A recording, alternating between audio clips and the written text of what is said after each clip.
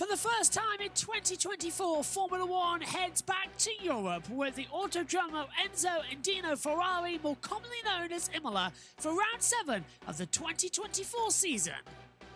So next up, it's Monaco that rounds out the month of May. June takes us to Canada and Spain and Austria. July sees the British Grand Prix at Silverstone before Hungary and Belgium. Summer break before August has Netherlands. Italy takes us in September with Azerbaijan and Singapore. October, United States, Mexico. November, Brazil and Las Vegas. December takes us to Qatar, and the season rounding out in Abu Dhabi. It's the longest season, and for the first time, Formula One hits its European strand. In the Drivers' Championship, Max Verstappen leads the way on 136 points. Sergio Perez is second on 103. Charles Leclerc on 98. Lando Norris and Carlos Sainz with victories this year are level on 83 points. Oscar Piastri has 41. George Russell 37. Fernando Alonso 33. Lewis Hamilton on 27. And then a big gap to Yuki Tsunoda, who rounds up the top 10. He's on 14. Lance Stroll has 9, Ollie Bearman and Nico Hülkenberg have 6 apiece, Danny Ricciardo has 5, Esteban Ocon has 1, the same as Kevin Magnussen. Albon, Zhou, Gasly, Bottas and Sargent still yet to score. In the Constructors' Championship, Red Bull lead on 239 points. Ferrari have 187, McLaren 124. Mercedes have 64 with Aston Martin 42. RB have 19, Haas have 7, Alpine have 1. Williams and Kick Sauber still pointless so far in 2024.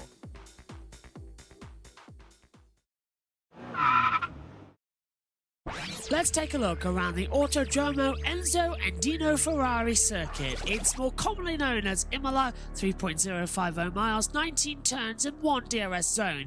Been on and off the calendar since 1980. Get a good exit out of the last corner of Ravazza and push hard as you cross the control line. It's a straight line drag with the DRS open as you hurtle down 8th gear, flat out, engine singing before slamming on the brakes down to 5th gear as you enter in towards Tamburello. Get on the power mid-corner, ride the curbs as well, use the exits as much as you can as you hurtle downhill to the Villeneuve chicane. Again, power mid-exit with slight brake and deviation as you come in towards Tosa. 3rd gear corner, rise back uphill. Piratella next up as well. This is where the car starts to feel just a little bit out of balance because as you rise over the crest, you're flicking the car in, you understeer, and then you have to go downhill towards Aqua Minerale. A double right-hander, flat to the first part, lift, down 3 gears, up, snap of oversteer, control it. Variante Alto is next, the tightest corner on the entire track. It's a chicane, right and left over the bumps. Mid-power, back at the exit, so easy to invalidate your lap time. Downhill once more though as you come past where all the houses are. The flats give you the best view as you brake downhill hard and turning at the same time into the 2 Ravazzas. Get a good power at the last corner, run a little bit of a wheel in the gravel, so easy to do as you cross the control line, and that is a lap of Imola.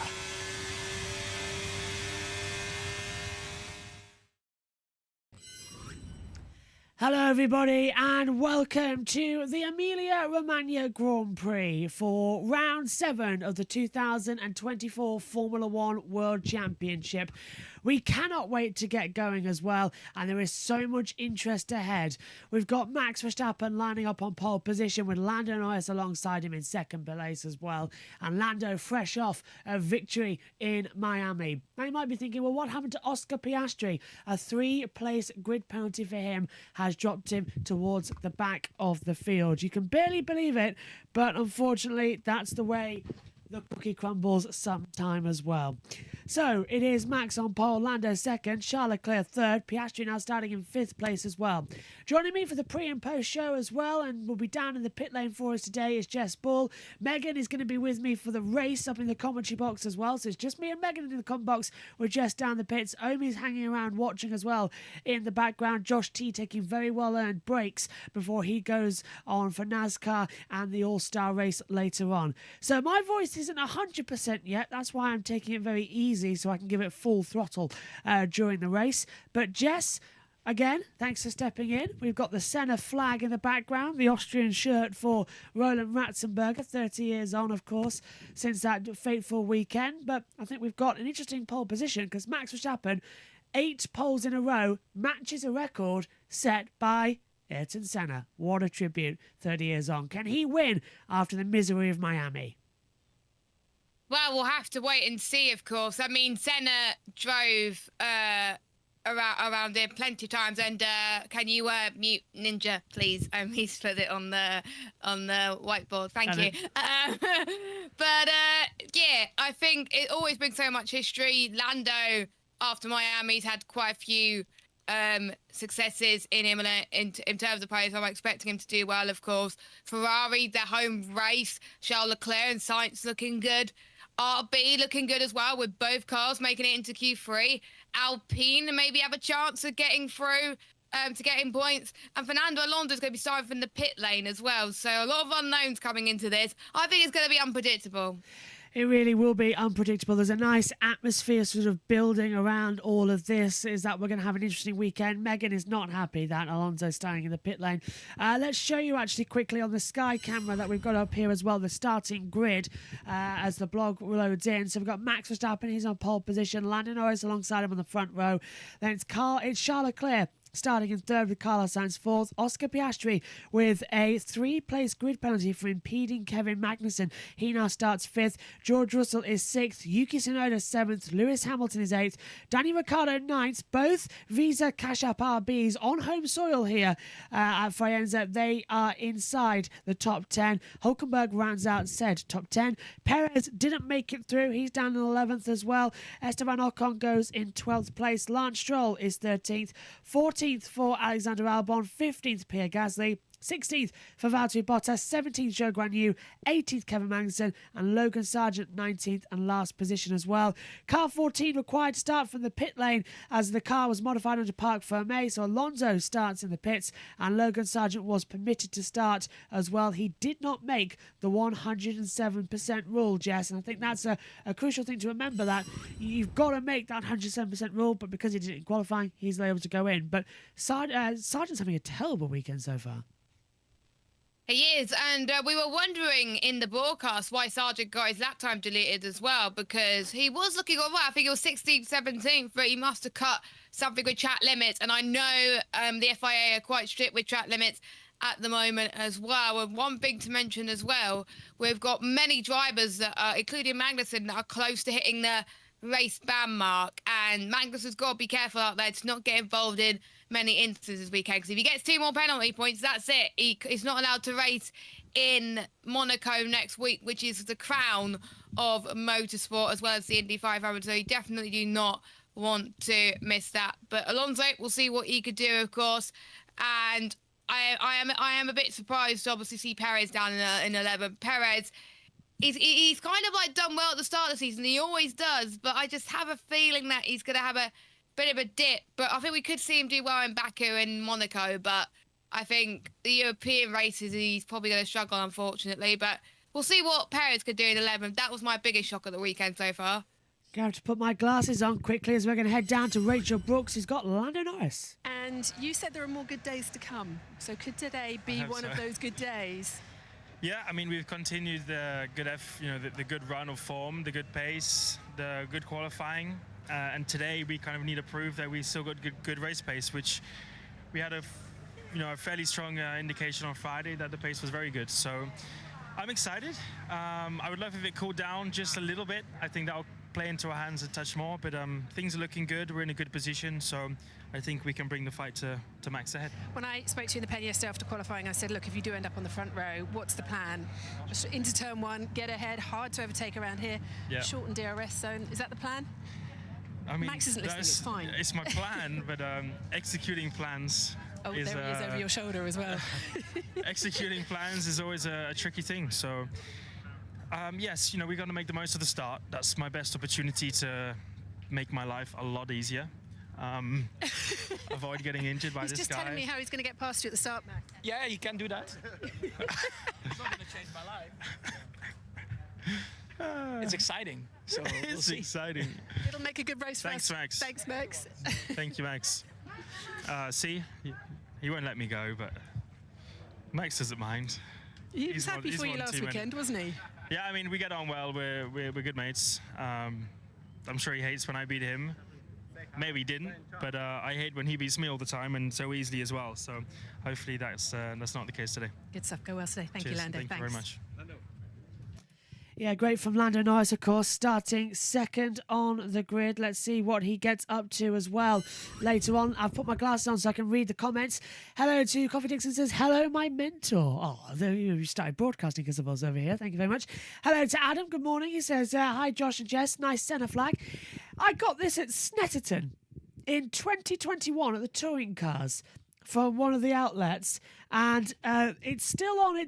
Now I've kept the what tags it was on, but this was the stick that it came with. So I'm going to put it back on the stick later because I've just slid off it's got cable ties, so I've just slid the cable ties off to put it up behind us. I'll put it back on later, but that's the stick, and it's a very heavy stick to wave around as well. But I waved the drivers in from end of race 2 because I was out the track as well. So that was a special moment as I put that back down there. And of course, wearing well, it's not an Austrian shirt, but it's the Austrian colours, a red and white shirt for Roland Ratzenberger. So we've got the full honours here for the day. SS Racing says, Jess in orange, come on, Lando, let's have 2 in a row.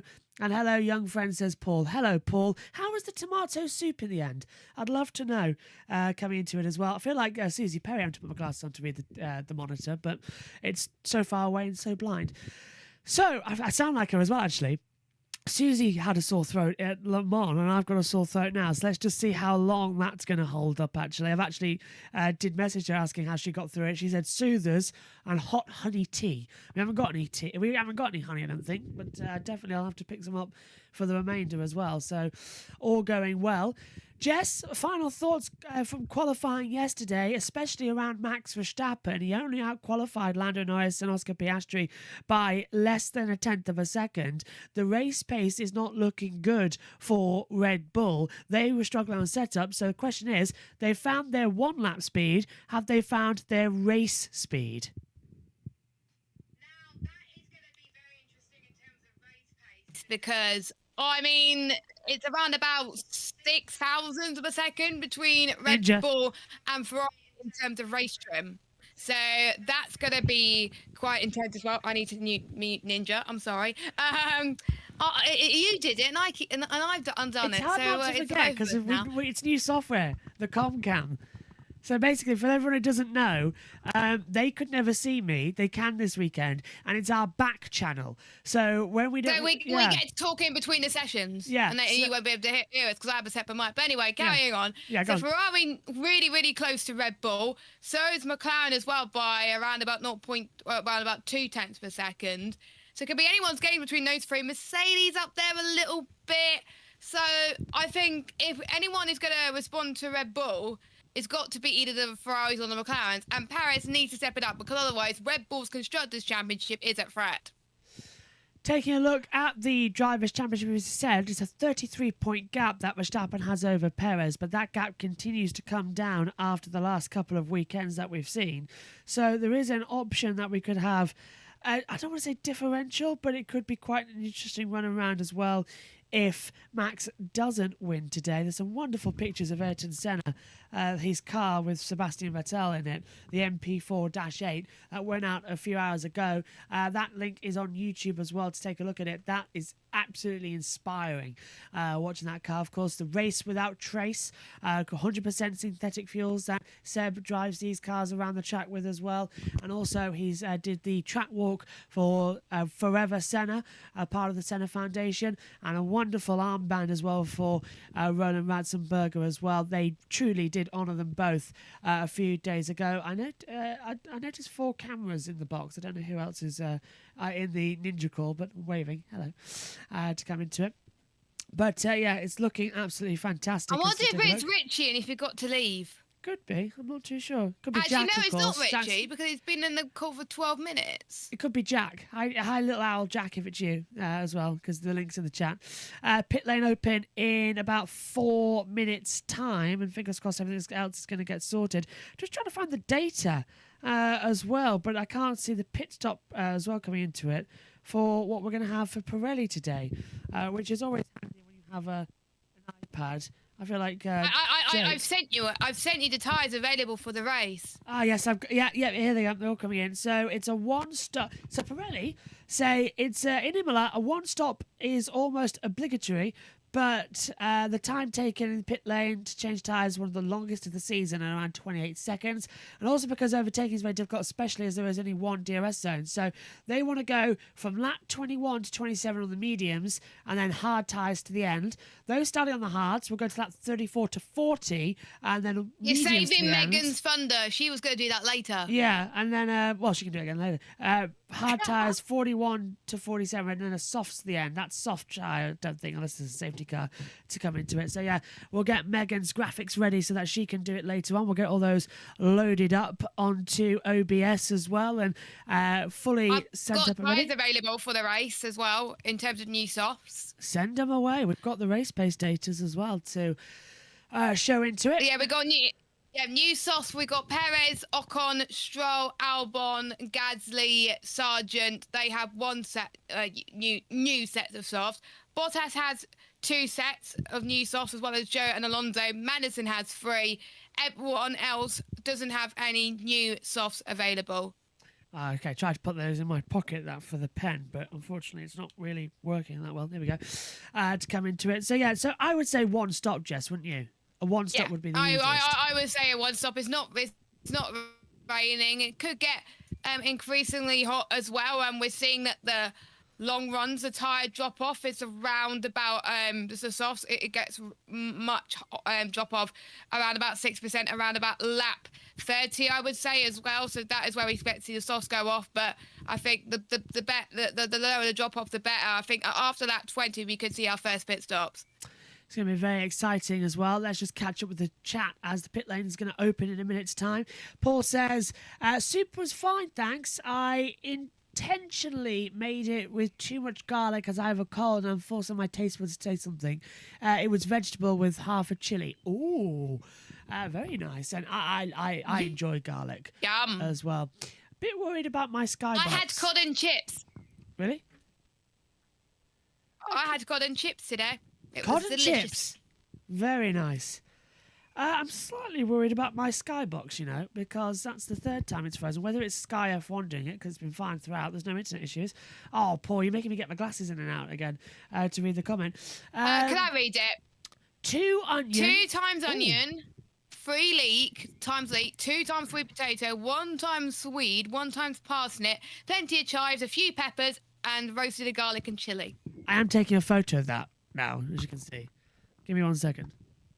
I guess you're going to try it yourself now, Josh. Oh, 100%.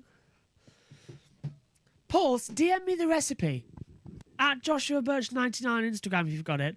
If not, put the recipe in the YouTube chat and someone will save it for me. DM the recipe. I'm sure my mum will be interested. Yeah, DM the recipe. I love that. So 2 onions, that lot. I do love making some soups. Actually, I was going to cook next week a soup, so that's even better. Because, it's nice and warm, it's soupy weather. It's a bit cold out, actually, today. There's some sun, but not a lot. Track temperature over there, though, at Imola is roasting. It's getting hotter and hotter all the time. Same, actually, is going to be at Indianapolis as well, so that's going to be fun. Was I expecting be commentating this for 20 minutes? No, but the green light is on, the pit lane is open, and the cars are venturing out onto the track. So it's time for me and Jess to have about a half an hour break getting into it, and for us to hand over, first of all, to Natalie Pinkham. Welcome back to Imola. Right, let's head straight down to Ted. Pit lane is open. Thank you very much, Natalie. Yes, the engines are alive at Imola, one of the drivers' 3 favourite racetracks of the season, arguably alongside Silverstone, Spa, maybe Monaco, Monza and Suzuka. But if you look, we were just talking earlier, weren't we, about Lando Norris, as we look at Alex Albon ready to go from the Williams garage. He now knows, does Lando Norris, how to win Grand Prix. And make no mistake, he can win today. Yes, he can win this Grand Prix. But it all depends on the start, as Max Verstappen has been saying already. If Max Verstappen gets away clearly and leads the first lap, he should be able to hold and contain Lando Norris. But McLaren are certainly in the game. Let's talk race strategy, shall we? It's one of the costliest, this track, in terms of time, in terms of the time lost in the pit stops. So you lose 29 seconds, nearly half a minute making a pit stop. So really that means the best strategy is a one stop. You start on the medium, that's what the most will be doing in the top 10. Go to around lap 21 to 27. It's quite a wide pit window for the one and only stop, says the strategy computer. Then you put the hard tyre on and you go to the end, 63 lap race. What about an alternative strategy? If you're towards the back, you can start on the harder tyre. It is possible. You might be a bit slower at first, but then when you put the medium tyre on around lap 34, between 34 and 40, to the end, you'll be quick there. But what about one of the greatest vantage points around this circuit has to be the Ferrari Tower, and Karun Chandhok is up the top of it.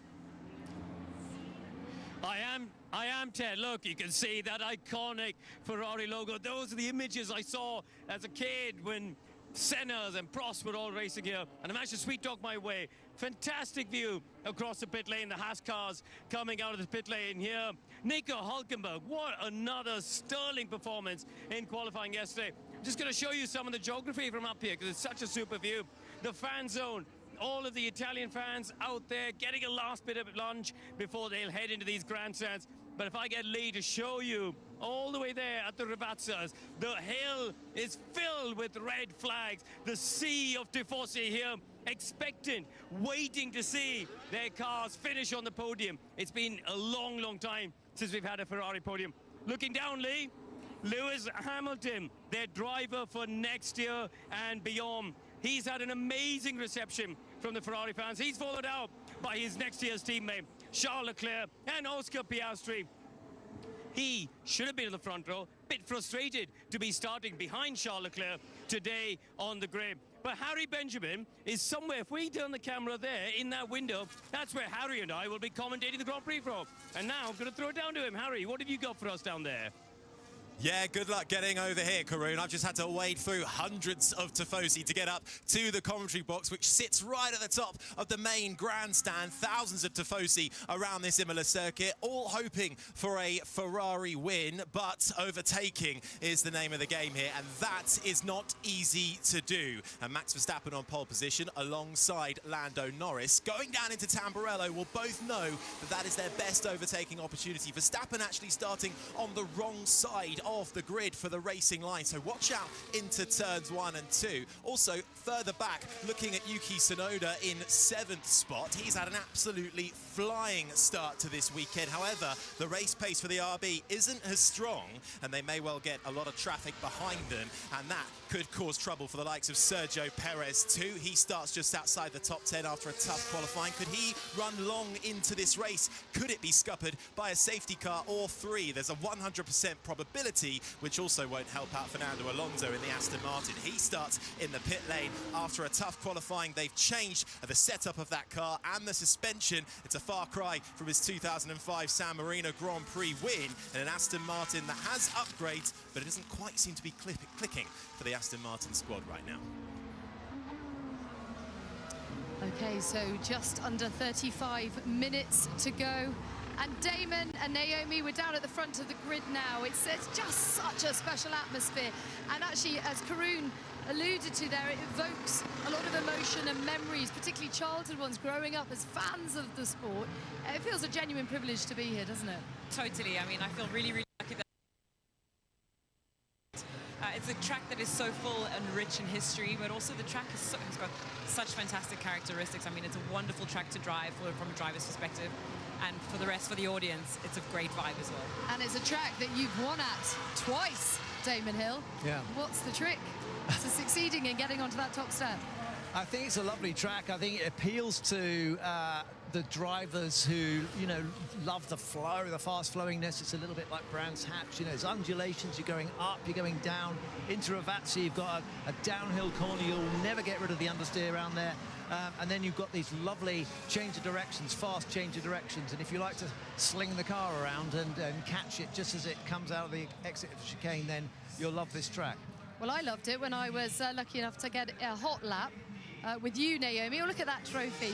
Oh, I wonder who will be holding that aloft come the end of the race.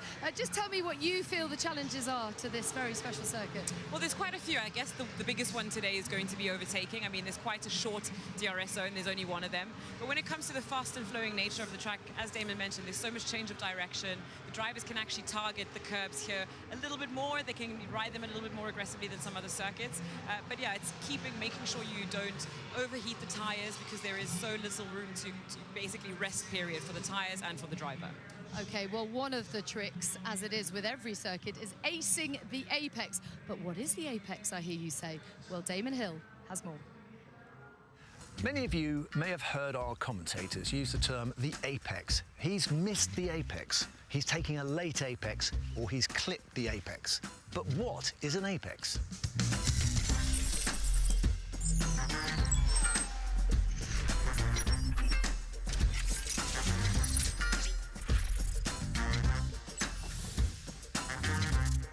The word apex is used in racing terminology to describe the innermost point of a corner taken by a car and driver in the attempt to go as fast as possible through a corner.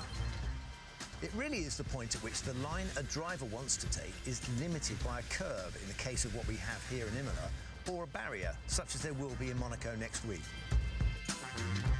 So the driver is trying to prescribe the shallowest arc possible they can through a corner, starting with the entry, coming across the track and using as much of the road as they can, clipping the apex here before running out to the exit. And that is the fastest way through a corner. But the apex is not always in the middle of the corner. Sometimes, like here at Tosa, you want to make a late apex, so you can get the car as straight as possible and get on the gas up the hill to the Piratella. Similarly, if you're having to dive down the inside to overtake someone, the apex could be the fastest part of the corner, depending on how wild you've been. It might create the desired result of getting you past the car in front, but you will almost certainly be slow out and provide the overtaken with an opportunity to get you back using the famous switcheroo. And that is what we mean when we say apex. Well, thank you, Damon, for steering us through the apex. Always grateful for your guidance. And here we have the cars being wheeled out onto the grid, and you have to say that for Charles Leclerc and his teammate Carlos Sainz, there is a bit of pressure. Carlos has talked about the fact that the win is very much still on for him. What's your gut feeling? Well, listen, anyone going into a race like a team like Ferrari, they have to think in terms of winning. I mean, that's what Ayrton would have done. That's what everyone does. They should be thinking, how can we win this race, even if all the statistics and all the data is telling them on pure pace they haven't got it. There's got to be a way. That's the way you look at it. And they'll be looking to see how the race unfolds. I was talking to Zach earlier. I said, what's your strategy? And he said his strategy is to wait and see what happens.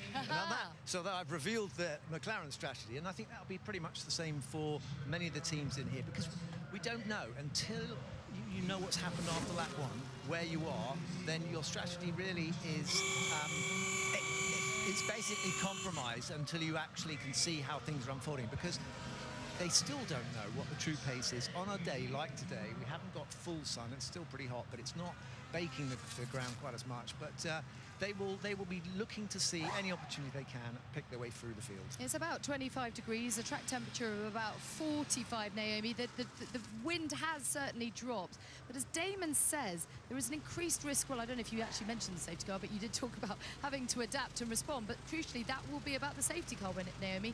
And we do have an increased chance of that. Explain why. Well, exactly. I mean, I was going to pick up from what Damon said as well by saying, well, they could also be waiting to see whether there'll be a safety car. And I mean, Harry mentioned a little bit earlier, a probability of 100% chance of a safety car. It's not very often that we have that kind of statistic. So, you know, this track is a lot more old school. There's a lot less room for error. We saw the drivers going off track all weekend. We saw some of them hitting the wall, some of them getting stuck in the gravel traps. And they've actually introduced 3 additional gravel traps. So it's making the challenge even harder for the drivers. They've really got to keep it on track. This is the first time they're going to do real proper heavy runs, proper long runs. So tire deg will be a factor, and we'll see how much it affects them out there today. Well, one person who has been keeping it on track is Yuki Tsunoda. He's been doing incredibly well. He qualified P7. His teammate Daniel Ricciardo also starting inside the top 10. How impressed have you been by Yuki, not just this weekend, but all season? All season long, he's been upping his game. You saw a little bit at the beginning of last year. I mean, he definitely has one of these drivers who has had to fight to keep his place, and he's been under pressure. He's had to try to keep himself a little bit under control because he got a bit lively on the radio.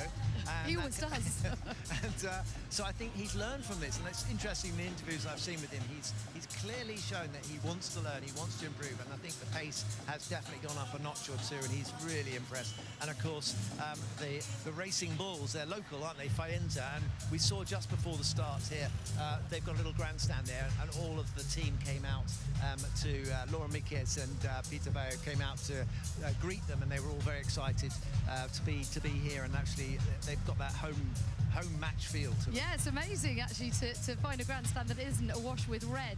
Yuki Tsunoda finds himself sandwiched between the 2 Mercedes, so let's take the conversation on to George Russell and Lewis Hamilton. Naomi, how do you think they'll feel after yesterday's qualifying? I'm guessing a little bit downbeat. Friday was quite an optimistic day for them. They were round about 4/10 off the pace. I mean, George was not so far off of that yesterday, but they did seem to lose something on the Saturday. They peaked a little bit too early in the weekend. I hope for them. I mean, obviously, it's been parked for May since qualifying, so they're not going to have had anything to change overnight, but maybe they have dialed their car more into a race setup rather than a qualifying setup, and maybe they'll be able to fight through the field. But it's going to be a hard day for them. I mean, they've got Checo Perez, who's qualified sort of down in 11th in an uncharacteristic position. So he's going to be chasing through potentially as well. So they're going to have to really try to get past Yuki Lewis as quick as possible to stay high up into that top 10. Yeah, so Perez out of position, Damon, but also Fernando Alonso starting from the pit lane. A horrible, very costly crash for him in FP3, and then he had to abort his lap yesterday in qualifying. So he starts from the pit lane, and, you know, what can he do to carve his way through the field? We haven't really seen Aston Martin at its best this weekend, have we? We haven't, and it does seem to be a track that suits their car, but we have seen them sort of slip, if you like. They've lost traction and they're sliding back down the field. It seems to me a Stroll in 13th, but Alonso didn't get enough a chance to set his car up, and he'll be pushed to get through into the points, but it's not impossible. Okay, so the grid is starting to fill up, as you can see, with Stefano Domenicali and his VIP guests. And in amongst it somewhere is Rachel and Karun. What have you got for us? We are indeed, Natalie. And Karun, this is like that Imola traffic we had on the way into the circuit this morning. It's incredibly busy right now. It really is. And as you said, Stefano Domenicali's walked past with not one but 2 prime ministers. I see the Prime Minister of Thailand is here as well. Hint, hint. Are we going there next? Well, that would be interesting, wouldn't it? Now, we've started in the middle because I wanted to talk to you, Karun, about the Aston Martin updates this weekend. Don't seem to quite be working the way they wanted. We've got Lance on our left starting P13. But Fernando, for the second time, only the second time in his career, was the slowest qualifier yesterday. He's going to start from the pit lane, but he didn't like the car after it was rebuilt after his spin. Suspension has been changed.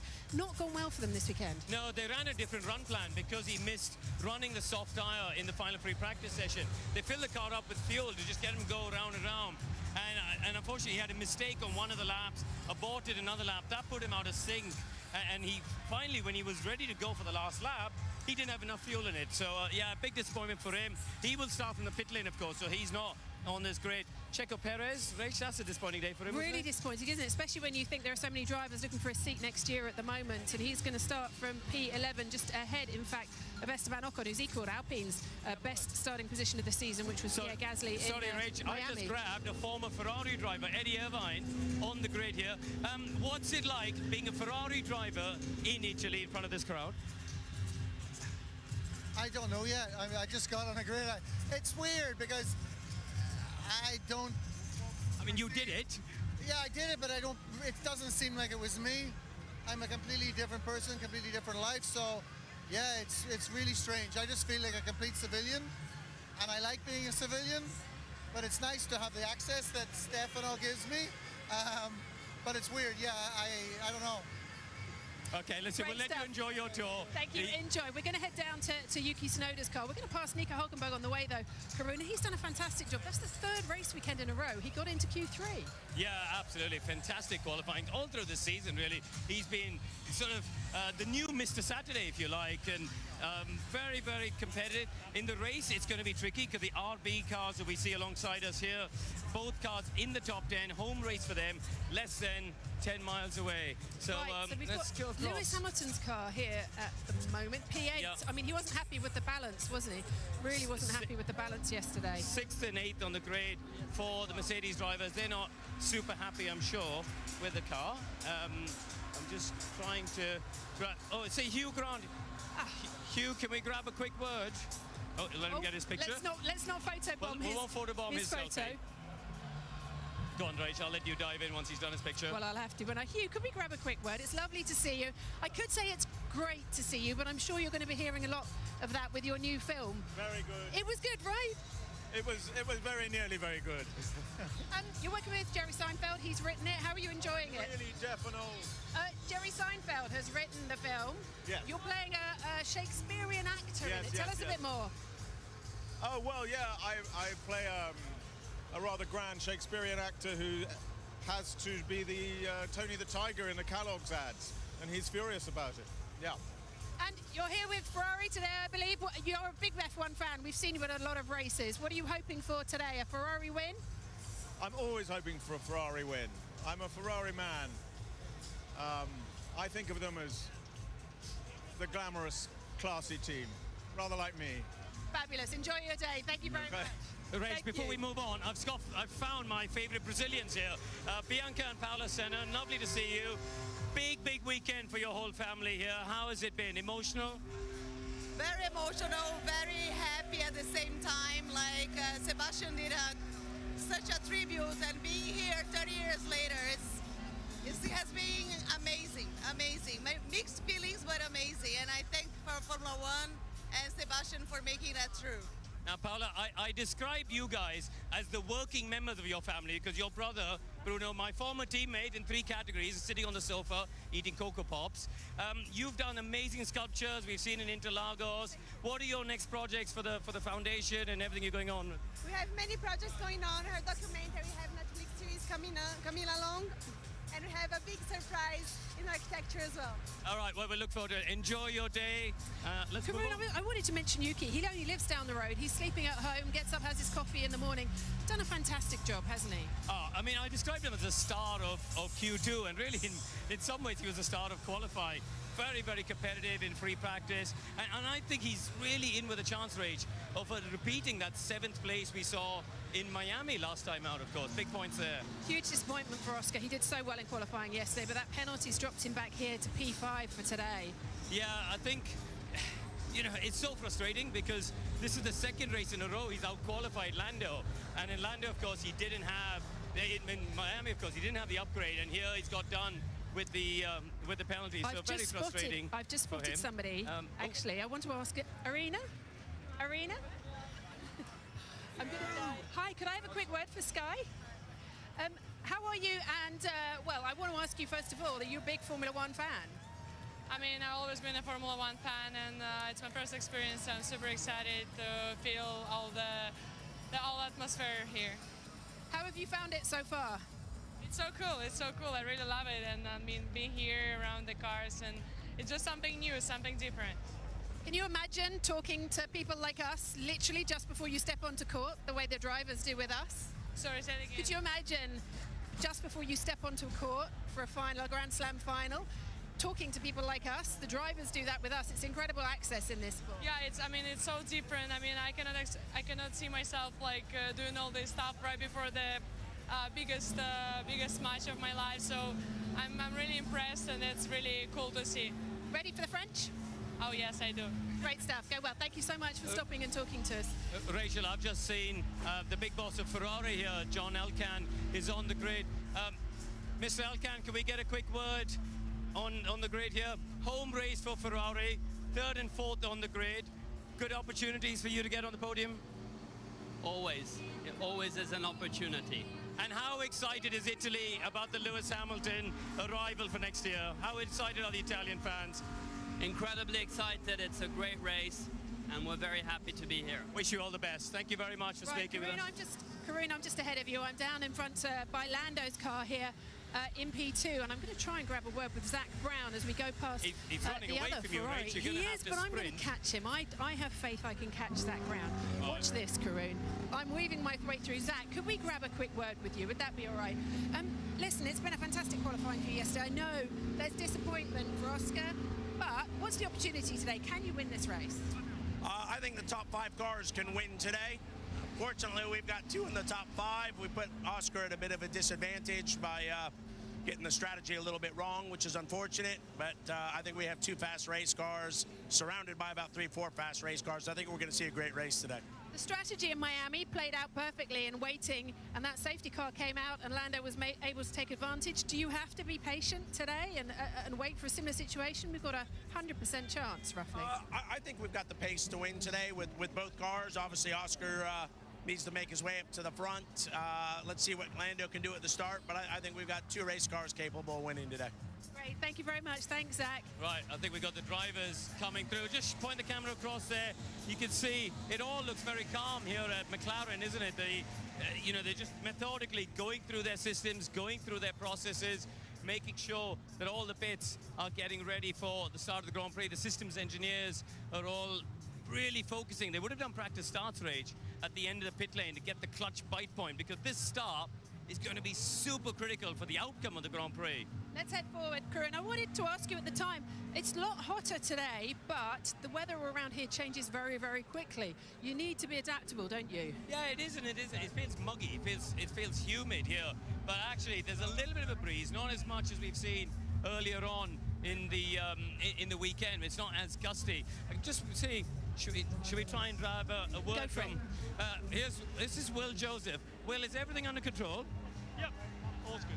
All calm. It's always good when an engineer's standing with his arms crossed, holding a clipboard. It means you're not stressed. I'm the things, aren't I? All right, go well. Hopefully the star will work out there for Lando. We really want to see Lando versus Max into the Tamburello chicane, don't we?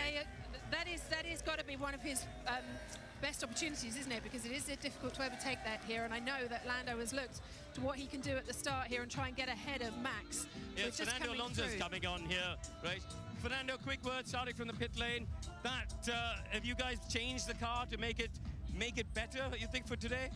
We hope so. More than making it better or no, I think it's more as a learning session for us. It's going to be difficult to take any points, so yeah, we need to finish the race with some conclusions, and is what we try to do. Thank you for your time. Well, I wanted to also ask you, Karun, it's a race where we're looking at a one-stop, we think, today, but that timing, as I asked Zach about earlier, so crucial. You go too early, and then there's a safety car.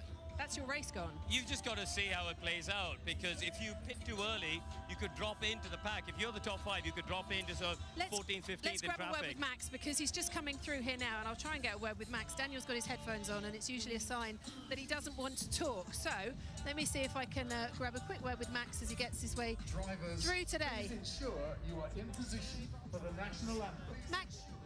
Max, can I have a quick word? It's a grid sticker. You have to have a grid sticker, I'm afraid. So, Max, listen, that start today is so crucial. How are you feeling about it? And have you got any concerns today other than that? From our side, it's a bit unknown on the long run, so it's been a bit difficult. So, we did have a better balance in qualifying, so naturally that will help for the race. If it's enough, I don't know. Max, you said in free practice Friday the car looked difficult. Were you able to make changes and get a feel on Saturday morning to improve the long run? Yeah, but there it was still not good, so only in qualifying it was good. So we'll see now. Okay, good luck. Thank you. Thank you, Max. We don't want to hold any of the drivers up now. They're all making their way onto the grid for the anthem. What are your thoughts, Karun? We could be in for an exciting race today. Yeah, listen, we talked about the start. That is obviously the first crucial point of the race where the drivers got to gain the crack position. But then picking the point for that one and only stop is going to be super, super critical for the strategists on the pit wall.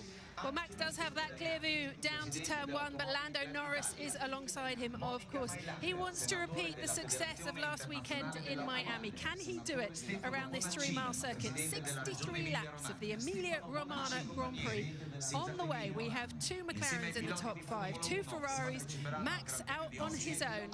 We're almost ready for this Grand Prix, but first up, let's hear the national anthem.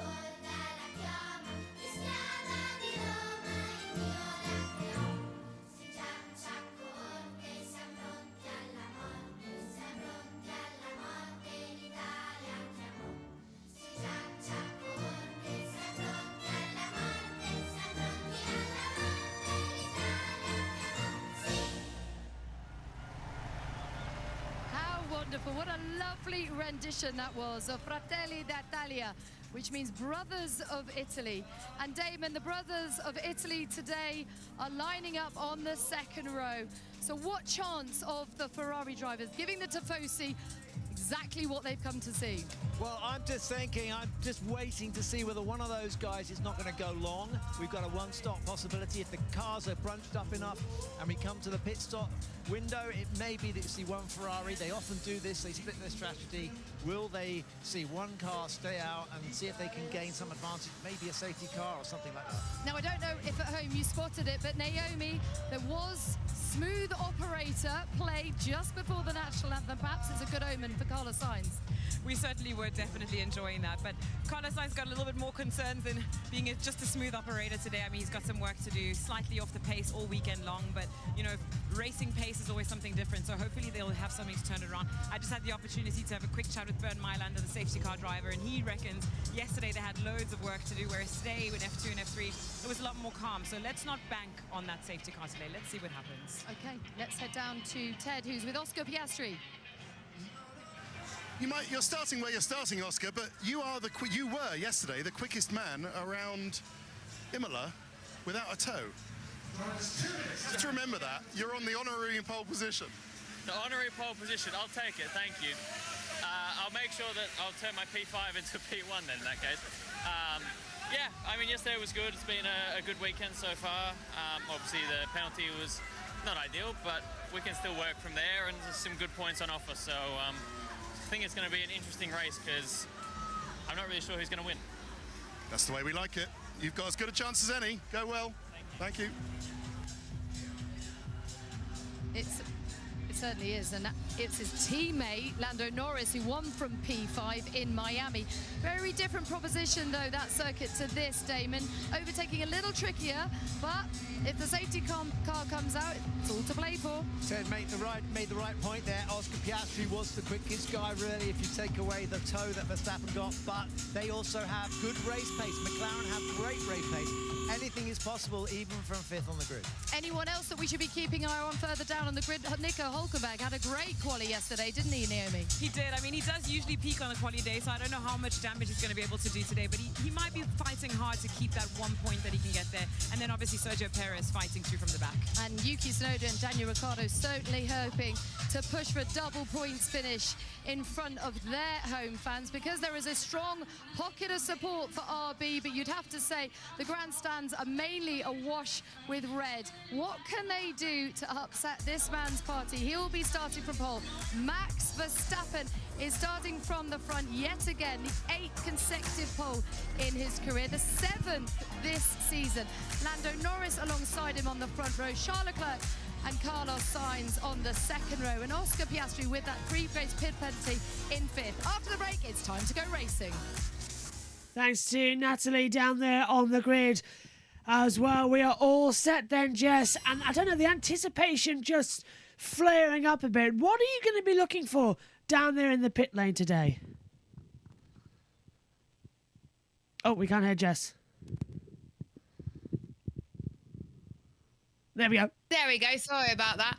I forgot to unmute Discord. I'm looking forward to seeing how the drivers fare with the alternate strategy as well. People starting on the hard tyres compared to the medium. See how long those go as well, and in particular the ones in the midfield too. And we could see some safety cars that could shake things up a bit, and we could get a shaked up result potentially as well with that. But I know I'm keeping my eye on Charles Leclerc, who is starting, I believe, 3rd. He's going to get a toe from Max Verstappen. And also we've got Carlos Sainz as well. So 2 Ferraris, plus the toe on Verstappen and Norris. They're going to be lightning fast heading towards turn 1. Remember, that's how Verstappen got his pole position, was through Hulkenberg's toe. So Leclerc and Sainz, I'm going to keep my eye on them. Let's keep an eye on the chat then as well. Good day, folks. Thanks again for all you do here. Says, look, right, Fossil. Hello again, my friend. My dream team for commentary would be JB and Davide for F1. Enough energy to lighten up the Western Hemisphere. Have a great day. I'm afraid we will have another Max snoozer. Get some time in that suit, Paul, as well. Open up those lungs. Get well soon. Get better soon. Yeah. I'll tell you what, I'm going to try that suit because I'm going to need it with my voice being dead at the end of today as well. I've got a bit of a touch of a throat as well, so I hope you get better, Paul. I did get your recipe. Thank you very much for sending it over. I'll send it to Jess as well because I know she wants it as well. So here we go then. Say again? Anyway, yeah, I've got 2 minutes. Sorry, I've thought it was 55, but it's 53. Really need to put my glasses on. So we are running limited team because there's so much on this weekend. Next week will be a bit more coming into it. Morning, Richard. Hello. So this is how it's going to work. Megan's going to come up to the commentary box here. We'll commentate on the race. Jess is going to be down in the pit lane as well, keeping an eye on all the race control information as well. And every time we go down to the pits, we'll throw down to her. We'll have the BBC Sport blog as well down just below myself and Megan. And if anything goes wrong, Jess will hop back up into the com box as well. We'll leave her camera on. Omi is behind the scenes. He's not even in the commentary box call at the moment. He's on the Ninja Cam and he's sat keeping an eye on things as well. So if he spots anything, he's more like our commentary box producer today. So he's the original Ted Kravitz. He's just going to hold up notes and informations as well. Whiteboard. Yeah, that little whiteboard as well. No JT at the moment as well. He'll be back for IndyCar and the NASCAR All-Star race, which him and Matthew are commentating on. I've pulled out of it due to my voice. So I'm going to be very quiet for the first 5 minutes of the race broadcast until the lights go out. Then I'll give them it all. And then I'm going to whack Megan and go, off you go. So let's see. Jess, final thoughts. Who's going to win this race? I'm going to go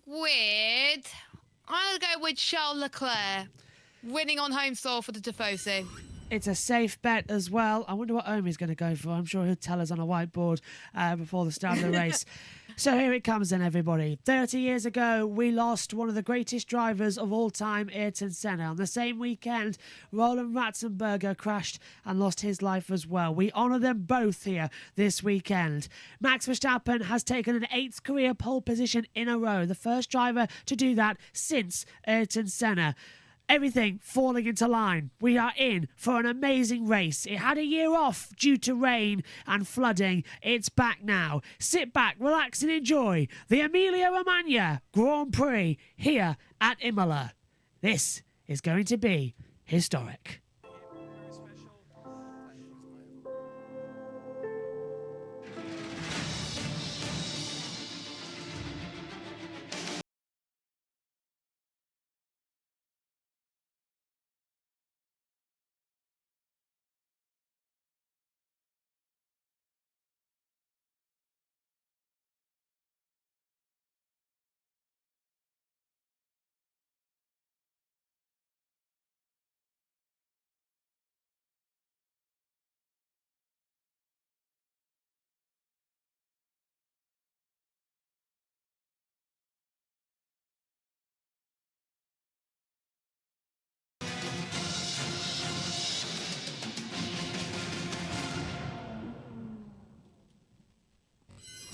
The Formula One MSC Cruises Gran Premio di Made in Italy El dell'Emilia-Romagna Grand Prix.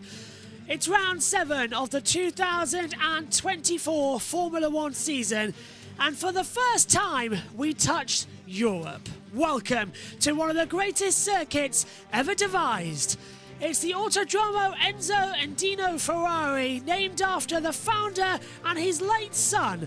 This place oozes Ferrari, and the Tifosi are out in force. Ferrari 3rd and 4th on the grid, beaten by a McLaren and the all-conquering Max Verstappen, who so far has struggled to find a challenge around this 4.909 kilometre circuit. His qualifying pace was there, but how's the race pace on the hardest surface with the softest tyres? C4 is the medium tyre for racing. Expect to see hard or soft, C3 hard, C5 soft being moved into today's action. Here's your starting grid then for this Emilia-Romagna Grand Prix. Fernando Alonso starts in the pit lane for floor changes. Logan Sargent has his lap time deleted. He starts 19th. Kevin Magnussen lines up 18th. Alongside him is Zhou Guanyu in 17th. Valtteri Bottas starts in 16th. Pierre Gasly lines up 15th as well with an Ayrton Senna tribute helmet. 14th on the grid takes us with Alexander Albon as well. Lance Stroll lines up 13th on the grid. Esteban Ocon lines up 12th, and his first Q2 appearance DNF'd this year for Sergio Perez. He's 11th. The top 10 though sees Nico Hülkenberg for the 3rd time in 4 races. Alongside him, Danny Ricciardo making it through once again to qualifying 3. Lewis Hamilton and Yuki Tsunoda. Tsunoda makes it both RBs on literal home soil into Q3. George Russell lines up 6th. Oscar Piastri, a 3-place grid penalty for blocking Kevin Magnussen, now down to 5th. Ferrari have their Tifosi heroes here as well. They are in 2nd row, 4th for Sainz and 3rd for Leclerc. And it's the rematch from Miami. Lando Norris starts in 2nd, now a Grand Prix winner, alongside a world champion, Max Verstappen. Anticipation is rising here as well. Megan Bird's going to join me shortly in the commentary box, but Jess Ball's down in the pit lane for us today as well. And Jess, hot and humid. I can see a baby who's just been carried up there. They'll soon be awake. Aww. It's looking good. Track temperature 25 degrees. Track temperature 45 degrees. Air temperature 25. It's a beautiful Italian day out there. It is, isn't it? We've got quite a few interesting things going on. Verstappen could be under threat from McLaren and Ferrari. Ferrari got some upgrades as well this weekend, and they were immediately quick on Friday. RB on the hunt for some double points after a good qualifying. Then we got Fernando Alonso charging up for the back. He's going to be starting from the pit lane, and a potential safety car that could happen. We've had multiple safety cars in all the other support series, so we could more than likely see one here. Megan Birch walks into the back of the commentary box. I'll just move out all my junk I've put out in front of her on one side of the commentary box monitor as well, as she comes in, puts her notes down, gets her headset on, and we will start talking in this Emilia-Romagna Grand Prix weekend. There's some flies now buzzing out the door. There is Oscar Piastri. There's Max Verstappen. Alongside him is Lando Norris as well. On soft, apparently, so only 2 drivers on soft, Gasly and Alonso. Verstappen brand new mediums have come in as well. Megan's fighting with a fly as she comes in here. And I smell sun cream. Will you put sun cream on or something? Anyway, come on, Megan. Get your headset on. Let's get work. The fly's disappeared now. Get working as we head off on the formation lap as well. Come on, it's only me and you in the comms box today. Jess is down in the pit lane. We've got work to do, and I've got a sore throat, which means you're doing most of the talking today. As now, finally, she sits down. Hello. Hello. How are you? I've been watching How I Met Your Mother. I think JT's put us on USON, by the way, if he's in the background watching here, so hello.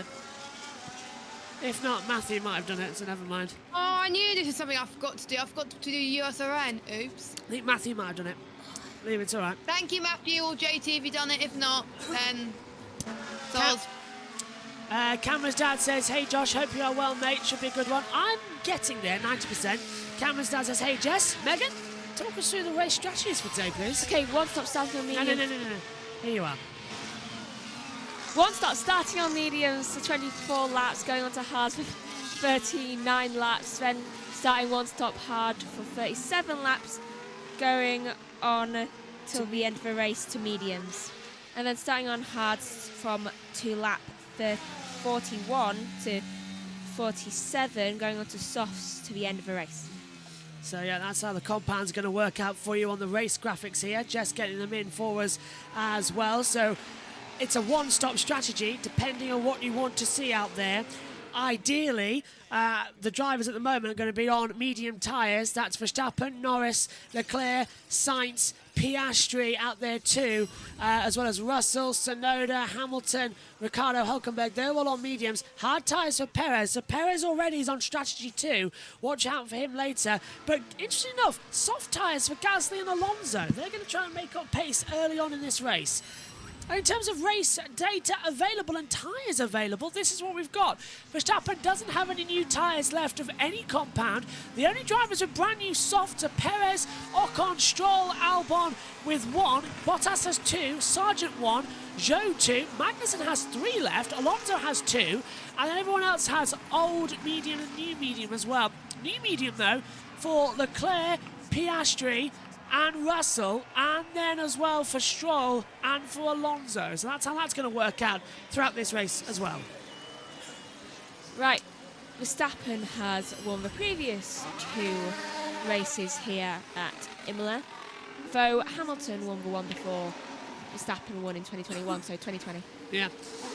2022 was won by 21 and 22 was won by Max. Hamilton won here in 2020. Fernando Alonso won here back in 2005 when it was the San Marino Grand Prix. The cars lining up on the grid then as well. We should get Megan an interesting run down to Tamburello.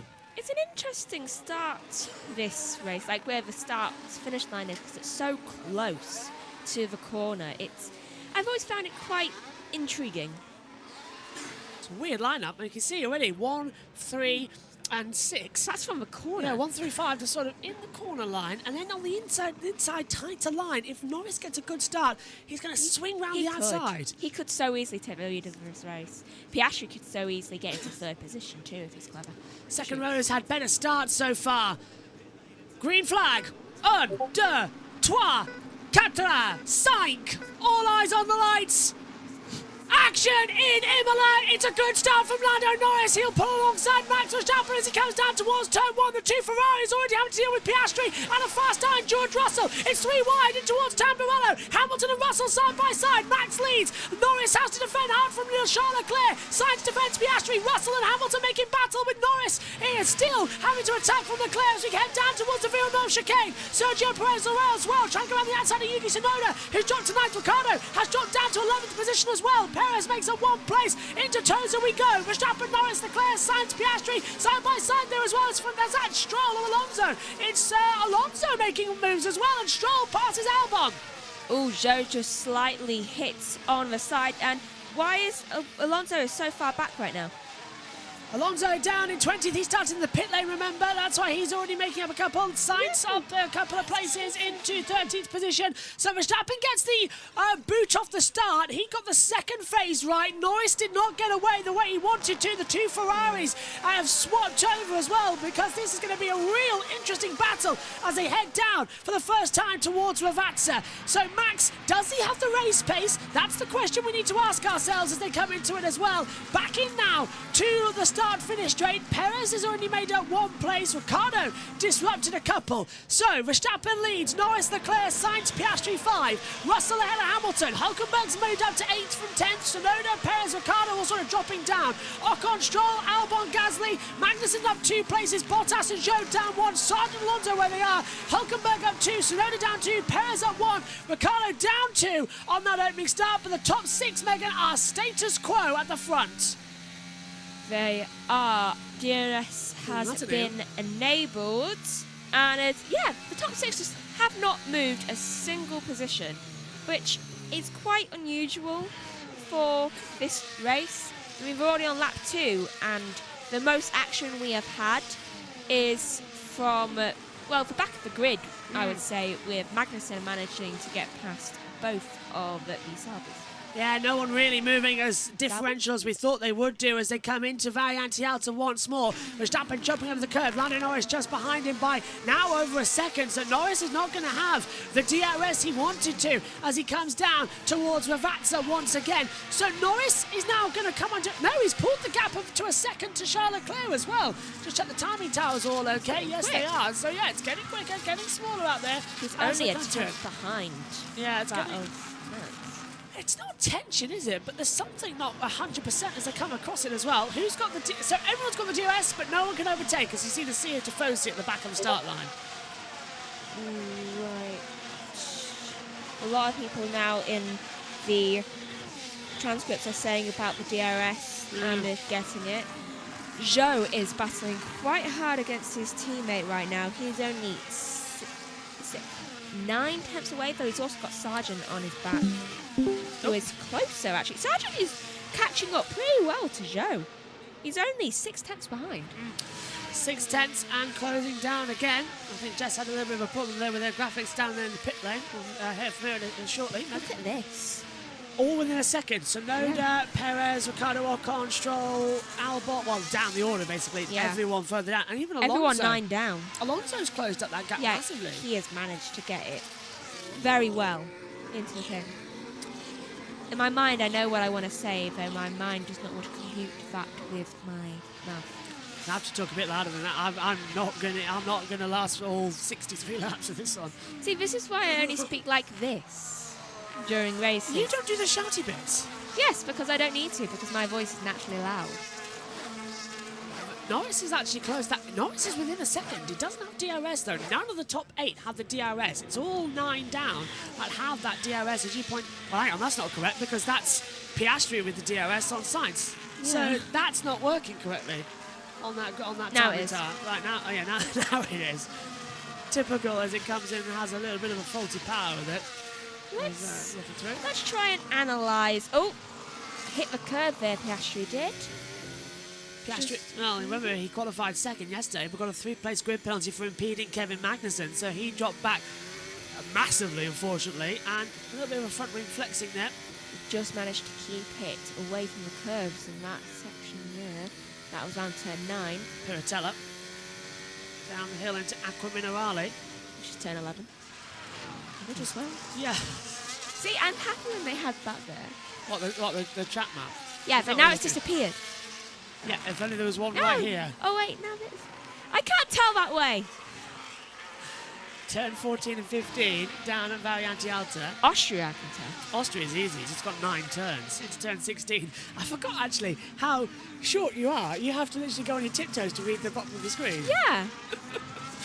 Well, we're trying to get that sorted. I'm only like 5'4", 5'5". I don't know which. Well, I'm 5'9", so that might be it. Anyway, back to the action. Anyone improving out there as well? This is what happens when we're left on our own too long in the commentary box. I go up to your glasses and your eyeline. Yeah. So, yeah, about 4 inches. That's Hugh Grant. Ah. Nice to see the doctor. Start. Doctor's in the lights out, Megan. Watch Verstappen compared to Norris. Are we going to get a picture? There we go, lights out. Oh. That was the shortest start of a race I've ever seen. Lights out and strolled. For what I saw, though, Verstappen got an amazing, jump to it. Yeah. Norris didn't get too bad. Lights out and Stroll, I love it.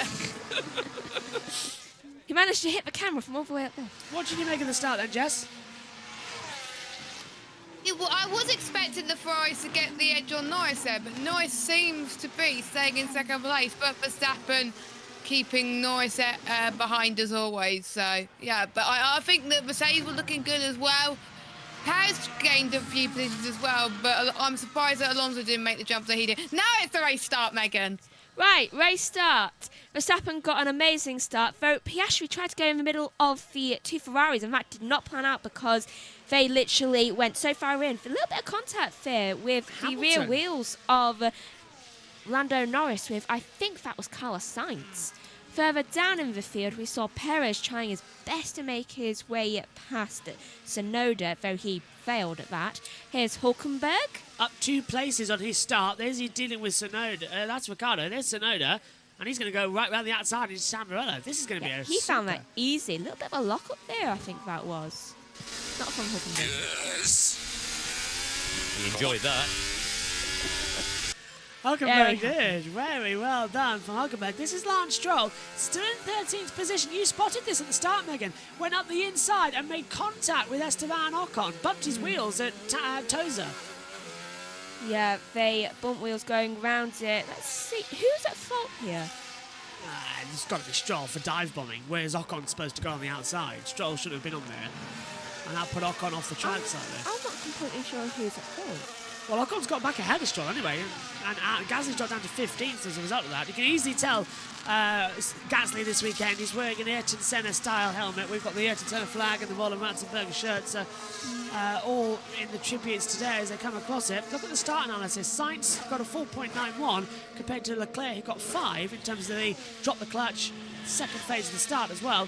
Now it's all keeping up. I'll tell you what, though, Max is not escaping from Lando as I thought he would do.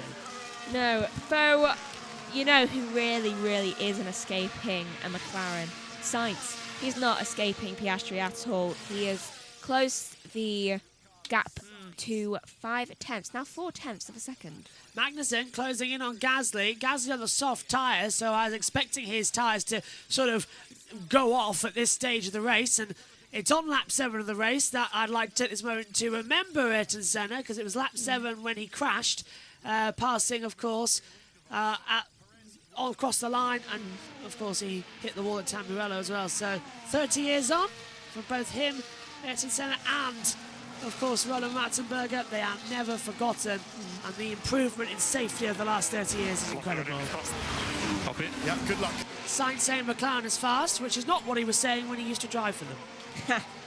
So, I've just saw something worrying. I saw they do. Is this the Gasly radio, Megan?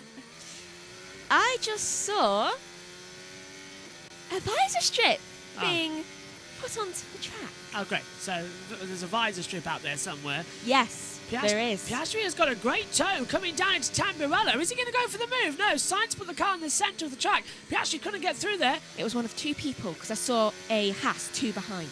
Okay. It was either Russell, which I don't think it was, or Albon. Could be Alex. Jess, what did you see that on Gasly radio? That if you thought it was worrying, what did you see? No, I thought it was funny actually. It might have just been another time. He said, "How's the balance so far?" And he said, "Nick de Vries." Mentally unstable then. Yeah, that's quite good then. Worrying. Yeah. Oh, I thought Piastri had something on in there, but it's just that virtual graphic that he's coming through into Acqua Minerale, closing on the back of Carlos Sainz as he comes up towards Variante Alta. And Sainz is proporting like crazy. It's bouncing around, and that car it looks too, I don't want to say hard, but it's not really bumpy and soft suspension. It's rigid. Not ideal. Yeah. Right, the track will be clear. We can use all the pace. What is Fernando's film talking about? That's Alonso. He's dropped to 29 seconds. I think, Jess, Alonso has stopped and put the hard tyres on. He's dropped 29 seconds back. Yeah, Alonso's stopped. He's at turn 9. So Alonso's coming to the pit lane. Why do we not get in front of that? I'm a bit shocked why he's coming. Albon's in 2. Albon, Gasly, and Bottas have both all come in to the pits. If you find anything, Jess, let us know and update us on what tyres they put on. I'm looking on multi-viewer for you. As Piastri closing in again on Sainz and Toza. The battle is continuing. Now, obviously, last time out, these two did not exactly have the greatest time being around each other when it came to racing. No, in Miami, which I've left your notes at the back here if you wanted to read them. Sainz and Piastri, there you go. Investigation causing a collision. Sainz and Piastri investigated after the race. And that's the last I have of it. It was no further action. Yeah. See, this is what happens when you're basically in every race bar one this year. You know everything. I know all. That's a slow Albon! This is what you get for putting visor strips on the track. Alexander Albon is slow. I'm taking a look at his telemetry. He's got no throttle, Megan. What? He just went into the pit lane. How did they not catch this? Albon is stopping at Toza. He's got minimal throttle. It's just sticking at around about 120 kph. He's got no power. I've got a problem. My tyres aren't on properly. Gearbox problem. Oh, tyres. What? He just pitted. His tyres aren't on properly. Not again. We saw 2 tyres come off at the same time in the Formula 2 race earlier on. Took out both the leaders. This is kind of calmer for throwing that visor strip, just saying. Oh, my word. So... Josh. Yeah, go on. Hard for all 3 drivers. Right, so they've got hard tyres on. We're keeping an eye on Alexander Albon, who is currently coming up to Aqua Minerale and pass towards Variante Alta. Verstappen's coming through there now as well as it gets a little bit misty out there. Only a 10% chance of rain. Track temperature has dropped, actually. It's now 40.1. Air temperature's dropped to 24.9. What? Yeah, and Albon's right in the racing line. Oh, this is going to be a bit of a problem as they're coming towards Variante Alta. The tyres aren't on properly. We've got faster cars coming through, and he just dives out the way of Carlos Sainz and Oscar Piastri at the exit as well. And this is not great. Alex is not having a good day. He has now been lapped in this race, by the way, so... Which is impressive. Is that the fastest the car's ever been lapped? See, 11 laps could be, yeah. I'm going to check that. Well, in terms of natural race pace, yes. But, yeah, waved blue flag for Albon. Look, it's flashing on like the timing towers now. On the timing screen you're seeing on your monitor at home. Albon has made it back to the pit lane. Albon is in the pits to reattach the tyres. It might be an unsafe release, so expect a drive-through penalty at some point in this race for Williams. Hello to RMR as we take a look, Megan, and Jess, down to you in the pits. Here we go then. So Albon was struggling to get the heating once he was on the tyres, which didn't go on properly, but he's now on the medium compound tyres, the tyres that he started the race on. Here's a look at the original stop. And then let's look at the replay, actually. So which wheel got stuck? Front left. Yeah, that is not moving. Now on board it'll be front right from our point, from his point of view. Yeah, they never got the second nut on. He did well to keep that on, actually. We've already seen them fly this year. Earlier on today, for instance, Jess. Oh, it's new mediums. Okay, that's odd. Is it new or old? Old. Old medium, but they do say 0 laps, so that's a bit confusing. Well, that might be a glitch in the system as Piastri tries to go around the outside of Tamburello on Carlos Sainz. It's not working out. Verstappen's now pulled a 3-second lead to Lando Norris. Danny Ricciardo has come into the pit lane on those medium tyres. It was lap 21-27 for those to change over from mediums, so it's a very early stop if they're not working already. But if they think they can get the hards to the end, I don't know. But so maybe this is going to be a 2-stop race. It is hard tyres, Jesso, going on. Yeah, indeed. So 2.7 stop for Ricardo, and they're looking for double points in this race. So if they want to keep their good strategy up, I think Haas could go a long way here and could preempt for a late safety car towards the end of the race. But for Ricardo, he's going to hope that it's plain sailing from this lap onwards. On board, visor cam with, I want to say Yuki Tsunoda from this camera angle. I can't quite tell. Where are they? Yeah, it is Yuki Tsunoda. You can tell by the hands. Yeah, so I was thinking, get in. I was now looking at driver track to confirm what I was saying, but Tsunoda's backed up behind Hulkenberg. You can see that on the TV pictures, the same as me, as well that you're seeing back home. If you're watching along with us, if you're listening on the SRN, you can't. I think that Piastri, if he wants to get past Sainz, should get the speed here and then overtake him round the inside. At Villeneuve. Yeah. Yeah, 5 and 6. Who's that down into the pit lane? Tsunoda. So both RBs in for some very early stops. Incident involving Albon has been noted for an unsafe condition. Tsunoda's down the pit lane, down to Jess. Now, this is an early pit stop for a lot of these guys because we were expecting them to come around at about lap 20, so 6 laps pretty much earlier than intended. He's going on to save the hardcore powder tyres. 2.3 for Tsunoda, looking good for the other RB car as well. So that's going to be a quick, nice run around as he comes out way ahead of Daniel Ricciardo. And Danny Rick is just coming into Tamburello where Tsunoda is now. So there's about a 2-second gap, something like that on the time screen. Yeah, 2.6. It's saying now on the monitors. This is Fernando Alonso in his pit stop. Now, really slow on lap 8. Why is he starting on old tyres? Good point. There's a visor strip. Puts it on the inside of his cockpit, Megan. Good. Front brakes were on fire. Oh, wow. Copy yeah, look at that. Fernando Alonso's front right brake was completely on fire, but as soon as you get up to speed, it puts the fire out. That's worrying. Jeez. That made me jump. I wonder what caught fire there. Brake. Was it a tear off in the duct? Yeah, setting a light. Probably Albon's, which he put out, which, by the way, he put out the car and Alonso would have probably picked that up. Brad says, as historic as this track is, it's not a good circuit for F1 racing. And he says 7 out of 7 boring races this year. Where were you in Australia? Where were you in Miami? Where were you in Miami? And to be fair, I quite enjoyed China. Have you been watching? I enjoyed China as well. China was good. Hulkenberg 2.5 second stop and hard tires. It doesn't always have to be the winner.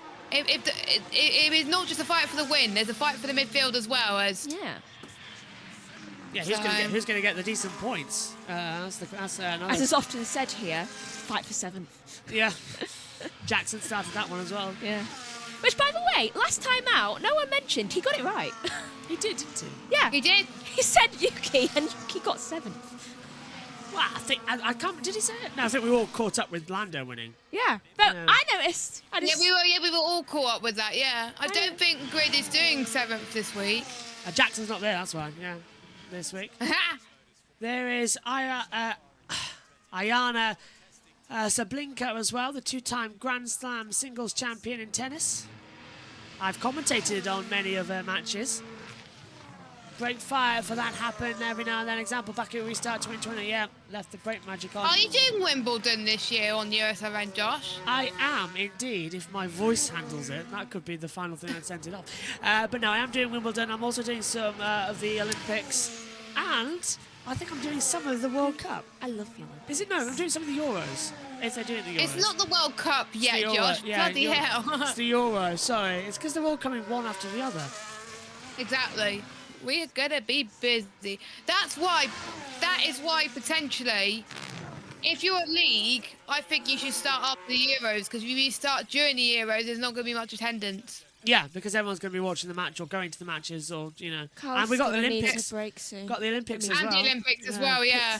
In Paris. What, Megan? Carlos is going to need to pit soon. Look at His tyres are degrading. Now that's interesting. He's on 14-lap-old medium tyres, and the mediums were predicted to go 21 to 27 laps according to Pirelli's data. So he's already degrading extremely fast. I did say it's the wrong surface. This track is an old type of surface. It hasn't been resurfaced in a long, long time. It has a lot of bumps, which can just smash into the tyres. It's not a good circuit for the tyres. And they've brought the softest available, the C3 hard, C4 medium, C5 soft. I don't know what they're thinking. You need hard tyres so that you can actually get around it. I know sometimes it's not good for weather conditions, but you got to think longitudinally.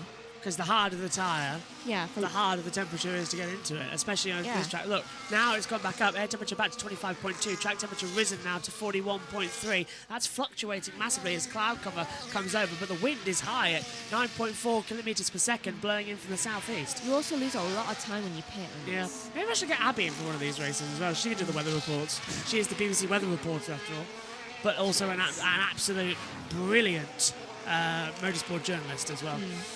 RMR says it's an abrasive surface. It really is as well, yeah. It's no surprise. Brad says it's impossible to have a good race without a winning battle. And what happened in China? Everything happened in China. The McLarens and Ferraris were battling. The Mercedes were right up there. The midfield was changing every 5 seconds. I find the winning the battle for the win. Yeah. I find sometimes it's winning not battles just about the win. You've got to look elsewhere as well. For instance, what about the midfield? Can anyone? I'll make a great example then. Can anyone tell me what happened in the 2016 Chinese Grand Prix? No. No. Apart from Danica Kvyat being a torpedo. That's all anybody remembers. Do you know why? Because that race was the most overtakes in a dry race in history at 150 something or other. We blew past that at the Dutch Grand Prix last year, which Max won, but was an interesting race. And that was, that was a great race. Ferrari going to plan B then already, which is interesting. Hamilton started at the back. What, China 2016, did he? I thought Hamilton won that race. No, Rosberg won that race. Hamilton did start at the back. Yeah, you're right. It's going to be one of the Mercedes. Rosberg won, if I remember correctly, on that one.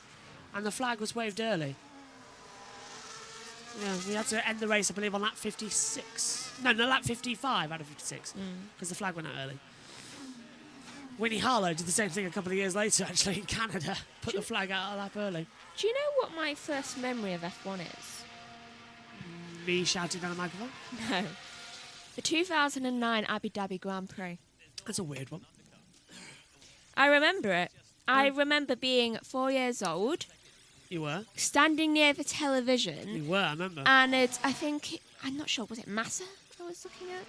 Massa, yes, he wasn't racing, but Massa was on the balcony. Yeah, I remember him looking at it. Yeah, I remember you watching that, yeah. And I also remember all, the you fights mentioned with it. his scar. Yeah.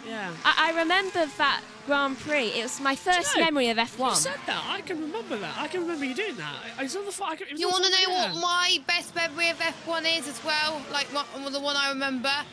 Pole, San Marino, around this circuit, Jensen Button. 2004. Yeah. Yes. Great pole, that one. And 2006, Jensen's win. I said about that last time out. I watched that in Bridlington as Sergio Perez locks up and goes off the track and... He's down, Perez off the track. He's not surrounded by anyone. He's still in 8th position. He had 15 seconds lost to Hamilton, but Perez off the track. That needs to be corrected. Yeah, hang on. Perez off the track down at Ravazza 1 and 2. Just locked up and went straight on, looking not to get in the gravel, but... That needs to be corrected. They've got the wrong driver. You are right, yeah. Yeah, they've got the wrong driver. They've deleted Verstappen's lap time instead of Perez's. Yeah, I think that's right there, yeah. So Max apparently has got a track limits lap time deletion, but I think it was Perez. Yeah. Because that's they down both have one. That's at Ravazza, yeah. Yeah. Just maybe someone's pressed the wrong button. Yeah. Yeah, here it is. Yeah, correct, yeah. So 10-17, lap 17. No, it's a different one. Why is it Max has gone off the track and lost a lap time. Perez has done it at the same place though in 10-17. Yeah, so Max has gone off the track. Oh dear. When did that happen? Adam says that Max Verstappen did win, and his team did win the iRacing Nürburgring 24-hour race this weekend. So Max, who did 3-hour stint last night after qualifying, and he's still leading this race. Max just cannot stop racing. Max is the modern-day Jim Clark. He is. Can't stop racing no matter what. I mean, he's always racing apart from when he's rescuing cats. 1960, what was it, 1968? No, so 67. he was champion again. So 66, 67, Jim Clark never stopped. Zigzagging around the world, doing everything. We're getting to the point where we're coming to our first pit stops for the leaders. Now, the top 7 on the mediums, but Perez started this race on the hard tyre. He's going longer, but he did lock up and went off the track, so I wonder if it might be beneficial to bring him in and get him out of the way. Megan? First race I remember. Vettel won. Yeah. Hamilton led until the pit lane, and then Vettel won for ages. Yeah. That was after Jenson Button became world champion, of course, the previous race in Brazil. God, I loved 2009. I loved 2010 as well. I miss those years. I want those years back. You can't claw them back. 2009 was good. Yeah. It was better than... Make sure you watch the Braun documentary. I'm going to say, I think 2009, 2010 was better than 2008. Good year for me to start actually remembering it from. I do think 2008 was an interesting title battle, but it didn't get good until the last race because everyone was going like, oh, well, it could happen, it could not. But 2009 was political drama the entire year. And 2010, we had 5 drivers in the last race trying to win the championship. It was fantastic. For some reason, I think I can also remember 2014 quite well. It was Hamilton as well. That was when you started coming into the commentary box more. And then 15. I do remember everything from 2016 onwards. Yeah, 15 is when you came in full time in the box. I remember a lot of MotoGP from 2013 too. That's because you didn't. Yeah. I remember a lot of that. I remember, I think it was, who was it? Was it Max? Lorenzo? Max off the track. Max jumped and off the track coming into Variante Alta. It's that one that was getting him a few days ago. He literally jumped. We've had Mika Hakkinen as the flying Finn. Now we've got Max Verstappen, literally the flying Dutchman. Not what you said yesterday. No, I called him the cocky Dutchman. People can be both. The thing is, though, that was the first time I ever remember in about, 2-3 seasons? Not since Max won his first championship when he lost it. That was the first time I actually heard Max actually like, yes, get in. He was so pleased. Because he's coming off a losing win. He's pulled 6 seconds now to Lando. I think he needs to lose sometimes. Yeah. Because I think it makes it mean more to him. What was that quote? To win is to lose, and he who wins shall lose. Yeah. And have you noticed? To lose is to win, and to lose is to win, and he who wins shall lose. Have you noticed how he celebrated Carlos's win and Lando's win more than he celebrated his own? My front left tyre is not good. That's from Stappen. So he's starting to wear already. I wonder if we're going to have any form of changes. But we've done half an hour now. We've done 21 laps. We've got 42 left. So it's going to take around about 90 minutes to get this race done in total, which is about normal. Russell, box, as he comes into it as well, so they're all changing it as we look at the battles further back between Yuki Tsunoda and Logan Sargent, 13th and 14th. Verstappen gets his second track limits warning for being off the track. I know why. Turn 6, Megan. He's pulling right. Yes. Something is pulling him right. Yeah. He's just said on the radio. 2 right turn, yeah. As, down to the pit lane with Jess. So we've got Russell in the pit lane, one of the first of the leading teams, 2.4 seconds for Russell. I'll check to see what tyres he has gone on to. It's going to be hard to tell on our screen. Hard tyres for Russell. So there goes Stroll. Perez moves up to 7th. So Russell was the first one to box, and he'll come out behind Esteban Ocon. But if Max is pulling right, and that's why he's turn 6, that is second part of Villeneuve, left-hander. It's a right-hander. It's pulling right, you're right. And I bet you left-hander pulls right at the exit. Yeah, so that tyre is pulling him to right at the exit. Pit window's open. If I was Red Bull, I'd box him now. He's got the advantage, 6.7 over Norris. Get in the pit lane. He's going to have trouble at turn 7. Yeah, just pray not to have a safety car like in Miami. Norris. Oh, hello. Box. Norris box, and he's in. Max continues on for another lap then. He starts lap 23.63, but Norris is in, as is, I presume, Carlos Sainz. No, Sainz has gone through, so is Piastri, so is Hamilton. So the only one to come in is Norris. Down to Jess.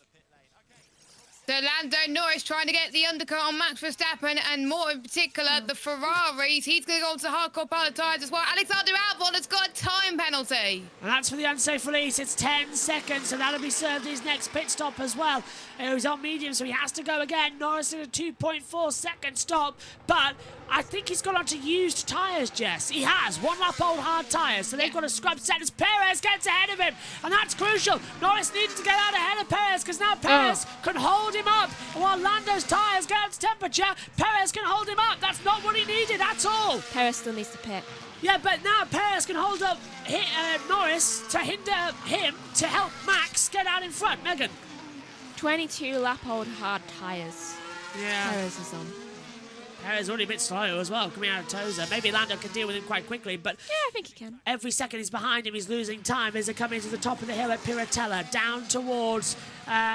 Oh, hang on, that was down at Acqua Minerale. Verstappen's on a third lap time deleted. Verstappen is on a third lap time deleted. That's going to be a time penalty. Black and white. No, that's it. Black and white flag for Max Verstappen for track limits. Wow. So Max might end up getting a time penalty here. Where's that? Lap 24 at turn 17. Right. That's gone back to lap 11 as well. So they've really gone back to see why Max is going wrong out there. So 3 track limits warnings as in comes Piastri, Jess. So it's yellow McLaren as well to avoid the double stack. 2.2, so almost at the level that McLaren did last week, as we got one of the McLarens going side by side. Norris gets ahead of Perez. He needed to do that, but Perez will fight back with him coming into Tamburello. No, he does not. Perez comes out ahead, and he was a 2.2 second stop for Piastri. He'll come out ahead of George Russell, who has made his pit stop. That too is important in this race. So this battle is on. McLaren have made their bets of stacking them 1 lap apart. Sonoda, lap time deleted, track limits at turn 6 on lap 23. So it is a black and white flag for Max Verstappen in this Emilia-Romagna Grand Prix for track limits as he dives into the pit lane.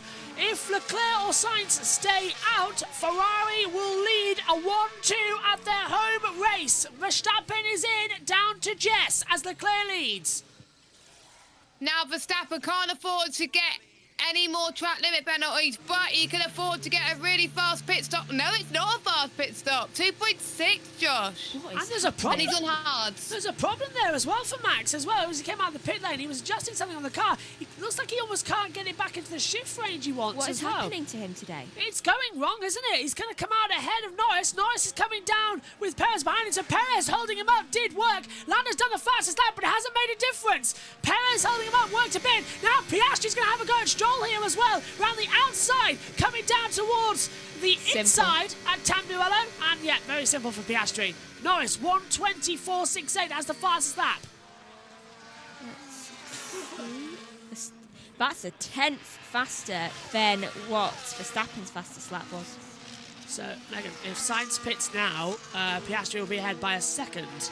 And every time Piastri goes out and Sainz stays out the track, Piastri's getting faster and faster and faster. So Sainz, if he's going to have any hope, he needs to pit now because Piastri is faster than him. This race is just getting crazy, getting balmy, getting predicted, and getting good. Yeah. Leclerc, box from the lead. Ferrari have a 1-2 here, but it's not going to give it to Sainz. Charles Leclerc comes down pit road, down to Jess. So, Leclerc, let's see if his stop is good enough to overtake the likes of Norris and Piastri. Oh, it's a good... And it's going to be 2.8, so he was struggling as well out there. I have a feeling that Norris is still going to be ahead of Charles Leclerc, and the gap's going to be quite big. Here comes Perez. Oh, it's Verstappen. That's Verstappen. There's Norris. There's Perez now alongside Leclerc. So it's Perez v Leclerc, but Leclerc's going to drop behind Checo. So really bad stop there from the Ferrari. They fumbled that quite badly. They messed that up. Piastri does a 1:19.907. He's closing down. Look at that. Leclerc trying to warm up his tyres as Esteban Ocon comes into the pit lane as well. So he'll drop back, but Leclerc's trying to walk those hard tyres. He's got no traction on them at all. Still struggling out there. It's going to be one of those weekends as well. Leclerc is... Ferrari don't try to keep Charles Leclerc out, hoping for a safety car. Silver D5. What's that? What's silver D5? Silver nod, position D5. So that's engine braking bias balance, I think. On the side for Lando Norris and the McLaren team. What? What's Albon talking about? Don't know, I haven't seen it. It's not winning. Oh, hello, look at this. This is Perez under attack from Charles Leclerc, whose tyres have heated up for 5th place.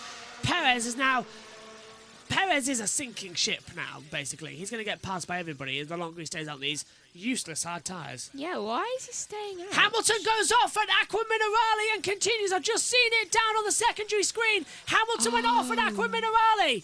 That is what... That's what Albon was talking about. It's like right off. Yeah, Hamilton has had his lap time deleted on the last lap. I just saw it on the battle as Hulkenberg side by side with Sargent in an absolutely thrilling battle. And Hulkenberg gets out ahead of Sargent up into 13th place. As we see Leclerc passing Perez, Piastri now doing the same at the Villeneuve chicane and moves ahead for 6th place. So, the TV direction is absolutely useless. That's 3 drivers who've gone off. We've only seen one of them. Hamilton off the track through the gravel at Aqua Minerale. None of them have been yellow flags. Yeah, none of them have been yellow flags. Sainz, box, explains why now the gap is 10 seconds and why Verstappen's right in the back of Hamilton when he shouldn't have been. Yeah, it does explain that. So, why hasn't there not been any yellow flags? Don't know. Not even a second. The TV direction's missing it all. Have we ever had a replay yet of Hamilton going off? No, we haven't. His car's Sainz is in, Josh. Sainz is in, and with Charles Leclerc saying that he's got a good rhythm, the Ferrari guys want to see they could do the same for Carlos Sainz as they got some hards on Sainz to put on the car, or is it mediums? It's hard to tell. But he comes out 2.7 stop. And we got Verstappen that's passed, Norris has passed, we've got Hamilton that's in the pit lane as well. He said he would want to box right now as well. And George has been told also that Sainz in the pit lane, so... I'd just like to point out, if it wasn't for Will Wood at Race Fans, who I've turned tweets on for, we wouldn't have known that Hamilton had gone off. And then I looked down at the monitor and saw him go off. So I wouldn't have known to have looked down on the iPad monitor. Race fans. Yeah, good old race fans, because TV Direction has done nothing to tell us that Hamilton went off the track. Nothing. We were not told how long. Now we get it. We were not told how long Hamilton was in the pit lane. 2 laps later. Yeah, so this was lap 26. Turns in, locks up the inside front, and off through the track and through the gravel as well goes Lewis Hamilton. That was 2 laps ago. Unacceptable. Why is it being like this? I mean, we haven't even had a yellow for any time anyone's gone off. Yeah, and there was Albon, as you said, Megan, going like, what? And this was Tsunoda round the outside of Sargent. Wow. Yeah, Sargent's been mugged there. Hulkenberg did him a lap ago as well, but great job from Tsunoda. Right, there, that was. Tsunoda just about avoided a sausage curb. Right, okay, this is why. This is what I was talking to you about. So Tsunoda goes through, and then Hulkenberg says, okay, I'll do that at the identical chicane that's next up at Villeneuve, and Hulkenberg mugs him too. So, yeah. Not a good day for Logan Sargent. Sargent's not having a good day. Finally, we watch as Sargent now is under attack, this time from Daniel Ricciardo, 14th and 15th place. He's just like, take my position, I have nothing else. Bring back Telly Monte Carlo if we're going to have this level next week as well. No. At least they caught the action. Sargent is ahead of Albon. Yeah. Which must be new for him. Pleasant feeling. Can you smell that? It smells like burning rubber. Nothing's on fire, I promise you. It just smells like burning rubber. It's their barbecue like next door or something. Ah, I bet that's it, yeah. Because it is a nice day. It's 22 degrees here. Yeah, it we is. can get smells from quite a while. Yeah. We've opened up the back of the door of the commentary box, you see, because it was getting too hot otherwise. That's why. First time this year that door's been open as we hit the European season. All the lap 29, bloody hell. It's 35 to go. We're approaching half distance quite quickly here for the Emilia-Romagna Grand Prix. What the? What have you noticed? Perez, Stroll, Magnussen, Zhou. Why have you not pitted yet? How have you not pitted yet? Hard tyres they had at the start. They've gone long and long and long. Not for Stroll. Stroll somehow's on mediums. Stroll did... Used mediums. Yeah, Stroll has not stopped either. He's done 29 laps, actually. I don't know whether to be impressed. Stroll box right now. Speaking of drivers who haven't stopped with Perez, Sainz is coming back at him now as well. So, yeah, Sainz That is smells back. getting stronger. It is. It's nothing to do with us. No, it's coming with petrol. The car's on. No. not. Oh, well, hang on a second. Look at Carlos Sainz on the inside line down, and Tamburello gets ahead, and Sainz passes Perez for an easy move. There must be like a truck. Perez is struggling. Perez, why they left him out? I don't get why they have. They should bring him in, change the tyres. They're going long game.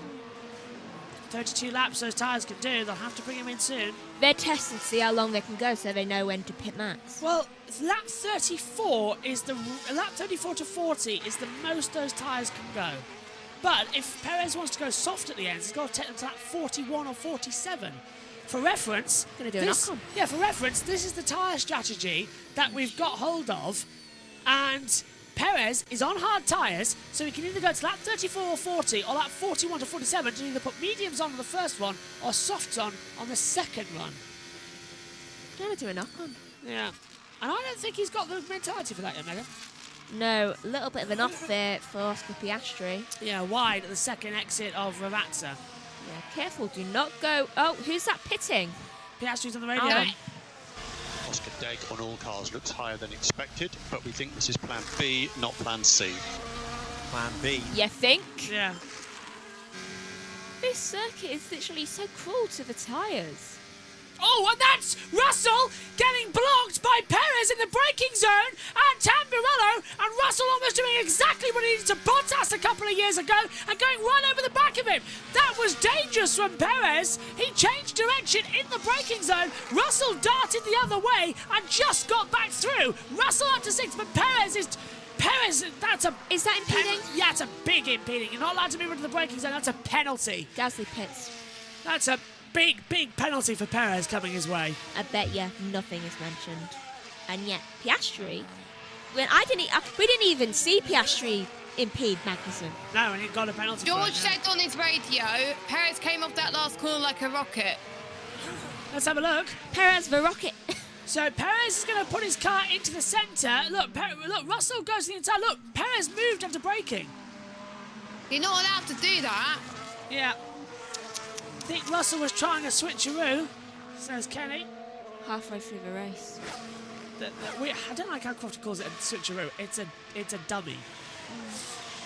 Yeah, as Megan points out, we are halfway. Lap 32 to 63. 32 to go. We are halfway in the Emilia-Romagna Grand Prix here in 2024. There we go. That's a better lap. What was it? Oscar Piastri, I think he's finally mastered the turn 5. I think it's turn 5, 6, 7. So Villeneuve and Toza, yeah? Yeah, I think he's finally mastered that since he managed to stay on track. He did not last lap. Better. Yeah, so I think he's finally got that. She needs to get the time up to Leclerc. Then he can defend. Interesting. Piastri coming through then, just clips the rear curb coming into Aqua Minerale and settled the rear. Up to the chicane at Variante Alta, 14 and 15 on the part of the track as well. Oh, and he got wide there actually as well. Sargent's in the pit lane, and Jess, it's taken a while, but I think he's changed over to new tyres. Yeah, he has medium, I believe. Yeah, brand new mediums. 3.5, slow start. Oh, this race. That's both Williams been lapped. No change there, then, Imola. Are we surprised? No. No. I mean, what happened to Williams? Last year, they were doing better. Kind of. They were, yeah. So yeah, they'll find improvements and they'll find changes as they come into it. I'm most shocked about Albon, how he's been. Well, Albon started up and then lost down, didn't he? If it wasn't for that puncture, if it wasn't for that wheel damage, he would have been higher up in this race and getting points. But let's see, shall put we? it back. Well, if there's a safety. Albon's 2 laps down, actually. Yeah. Albon is 2 laps down to the rest of the field. 15th. Yeah. 11th. I need to stop because Tsunoda's going around the outside of Zhou Guanyu in towards Tamburello. A nice move. Tsunoda is proving his money's worth here at Imola. Good, consistent moves in the braking zones. 15th, 11th, 11th, DNF, 12th, and 19th. He has not scored a single point. Well, I could have told you that up here in the commentary box. Unless we're talking sprints. I don't know what he's done in the sprints. I actually didn't need this second page because all the points of the first 16, Albon, Zhou, Gasly, Bottas, Sargent, no point. They have done nothing. Where is the Albon we saw last year? He was getting points. Now he's not even finishing near the top 10. Hamilton, just had a replay on the monitors. I'll keep an eye on that in a second because I missed it first time around because I was looking at the notes that's up on the wall here in the box. Lando, they're using their tyres a lot more than we are. So that means that both McLarens are quite good with their degradation. Hamilton passed Stroll, I believe. So, yeah, this is up to... I'm just having a look at it again on Acqua Minerale up towards Variante Alta. So, Hamilton braking and dives on the inside of... Oh, he let Russell let him through. Russell let him through. Apparently, Lando does not have pace. Oh, well, that explains a lot. He's 6 seconds back to Verstappen as well at the moment. So, I wouldn't be surprised if he didn't have pace at the moment, which is a disappointment for Lando. Yeah. Can't win them all, though. Kenny says... Tsunoda with all the overtakes. He's doing fantastically right now. He is. You know what? He's doing fantastic all season. They're much slower than the guys behind. And they're using their tyres a lot more than we are. Yeah, but I have no pace. That's good. That's why he said he's got no pace.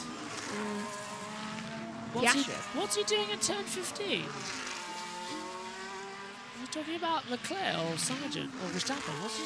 Turn 15, exit, pushing the slips harder at turn 15, but using a lot more tyre than you are, so it's degrading. Then Oscar saying that's Variante Alta. So that's Max jumping over the curb, and that's what Lando wants to know what he was doing. He wants to know exactly how he can benefit and change the sort of momentum as Adam Norris, the father to Lando, watches on. And Hamilton just closing him in. I wonder how David Croft feels right now, watching this race at home, not being in the commentary box for it. I think you'll find it very weird. Yeah. It's like when James Allen took over from Murray Walker.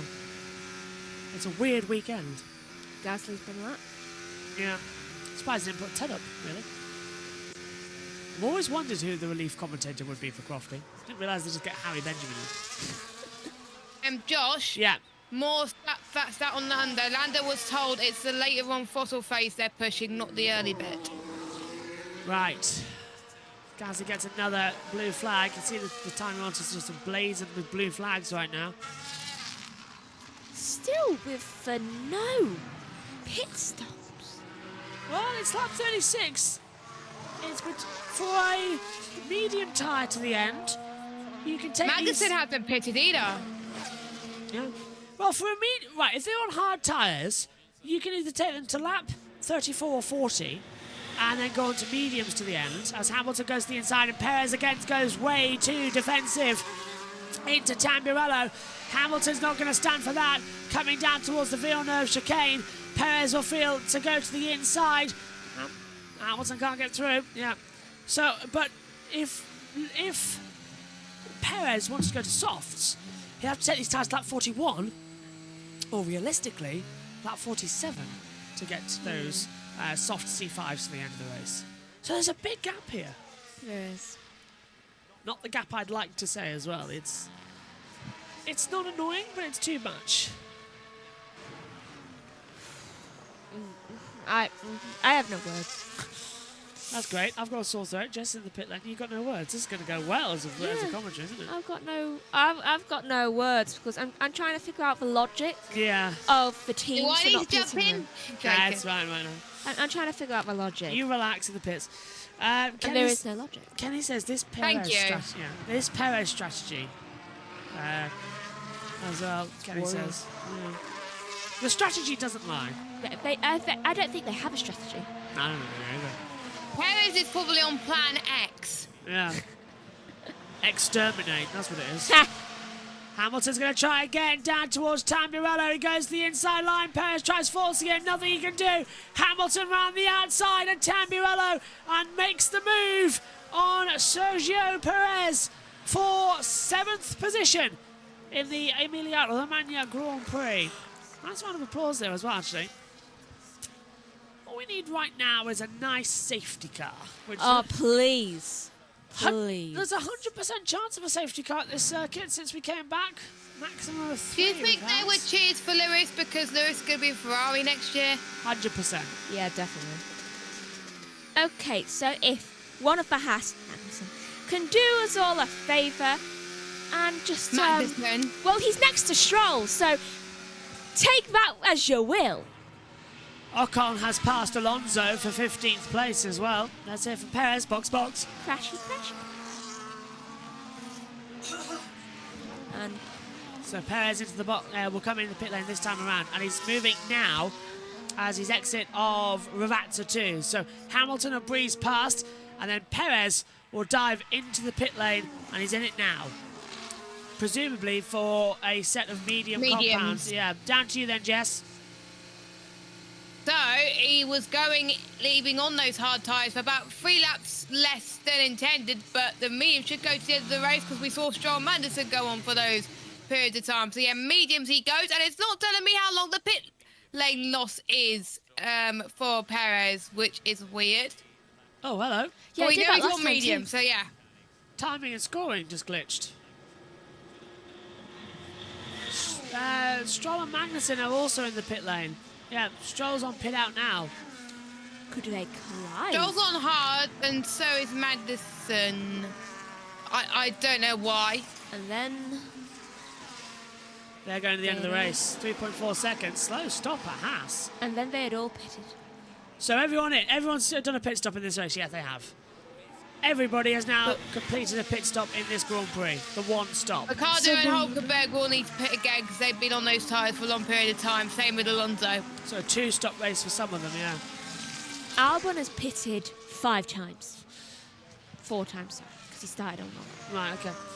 Paul says, anyone looking forward to F1 Manager 24? I'm so excited. I've spent 720 hours plus on the previous games. So much fun. Omi is. Oh my goodness. Omi's looking forward to it like crazy. Have you pre-ordered it, Omi? He's not. Put thumbs up in the chat. Thumbs up. Oh, hang on. Thumbs up or thumbs down?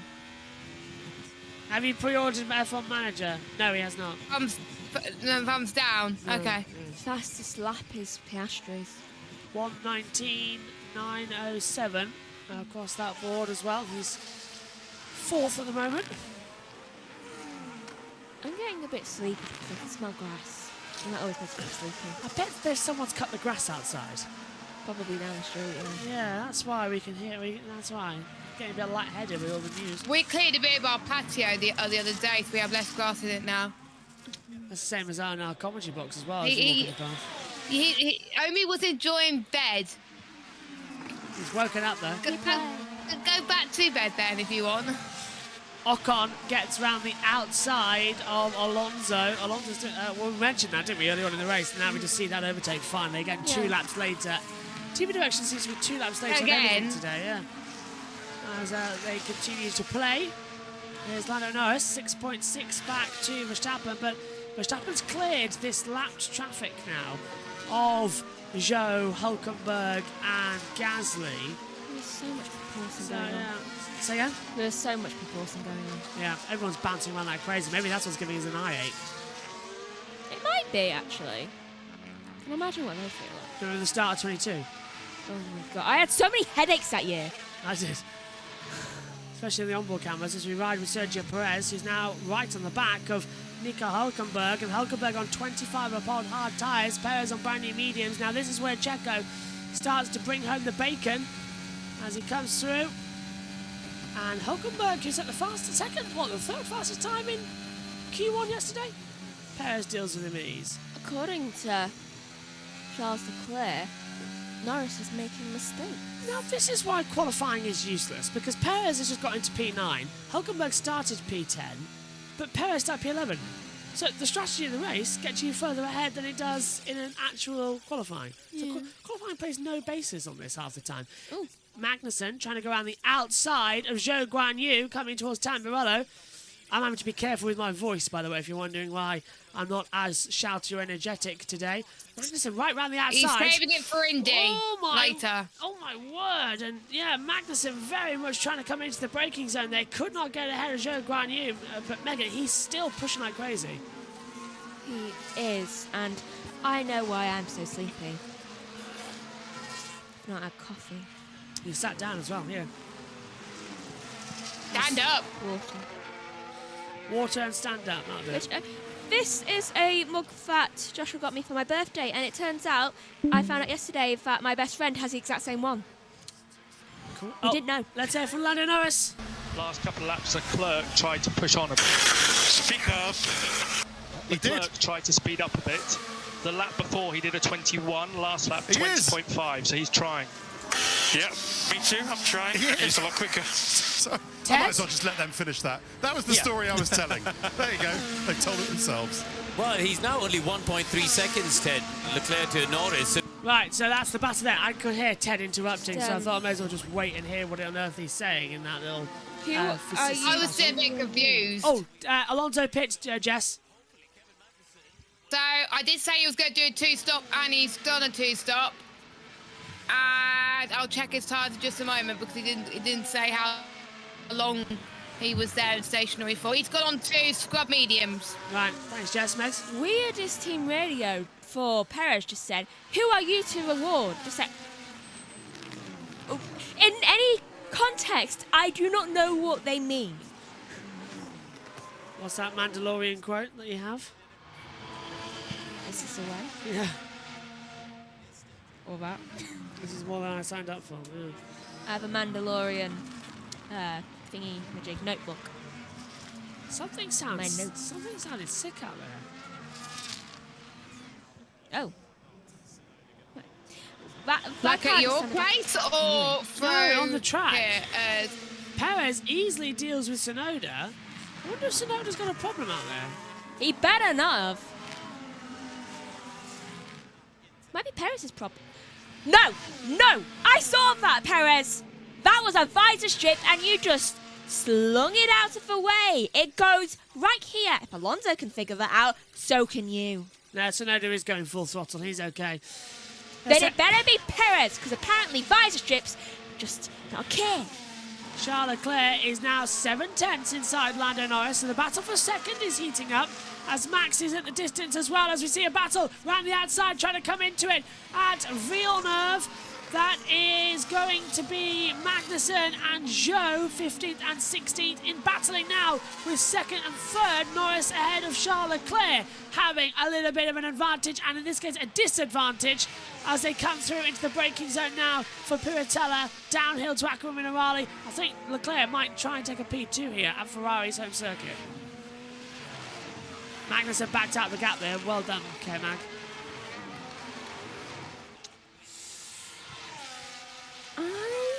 I'm noticing quite a quiet. You're just saying quiet to try and make something happen. Yes. Might work. Quiet. Slow. Nil point. 20 to go. Nothing's happening. Leclerc radio. You are the fastest car on track. Charles Leclerc's new engine. Oh, such a lie. No, he's not. Yeah, last lap Verstappen, 120.7. Leclerc, 120.9. Fastest car on track is Hamilton. Oscar Piastri. Hamilton, 120.4. Perez, 119.919. I'm sorry, Fernando Alonso, 119.851. Literally just on the new fast lap of the race. Ferrari, you are the fastest man on the track. One of these is a lie. He's not even faster than Carlos Sainz. Leclerc's last lap time, a 120.942. Sainz, a 120.701. Sainz is faster than Leclerc on this track. That is such a lie. So is Stroll. Why? Stroll is a 10th faster. Thing is though, that's a lie. But why did the world feed play that out? I do not know. Hold on. Lap 44. Ferrari lying. Yeah. Ferrari. Can you still see me, Jess, on the camera? Lie to Leclerc. That he's fastest. She's literally writing this down. Track. Yeah, I was gonna say, yeah, I can see you, Josh. Lies. It's just that my camera's gone really, really small. Even. So the action continuing on. Lap 45, 19 laps to go. Remember, it was more than half the race. We were all panicking back in Miami, so this is quite a nice Relax. Yeah, relief, relax. I don't Now think the I could camera's take on another, again. I don't think I could take another stressful time with Lando winning. It's like, next race, sure. So next race, you're perfectly fine with it being like that then, Megan? Yeah. I'm just too tired to be so energetic. Megan being her fun-loving self as normal. Yay, I take books to parties. Talk us through the race as it stands. Right, so round turn 9 goes both Norris and Leclerc, and I know that is Piastri and Sainz, but we're getting views of both of them for some reason. Apparently McLaren and Ferrari. No, this is Norris and Leclerc, definitely. That is. I thought so because it's neon. It's neon, and that is Lando's helmet. It's all getting a bit weird on the TV pictures at the moment. Oh, right. Video on stable. Yeah, right. So that's what's happened with the camera. I do not understand. A little bit of a mistake there from Leclerc. Yeah. And we're looking at now, that's the 27th, so that's Hulkenberg and is that Stroll? Yeah, that's Stroll. At Hulkenberg and Stroll. A little bit of a mistake there from Stroll going a little bit onto the curbs. Hulkenberg manages to stay on. Who's that? Was that Yuki? Yeah, because this is Hulkenberg and Stroll.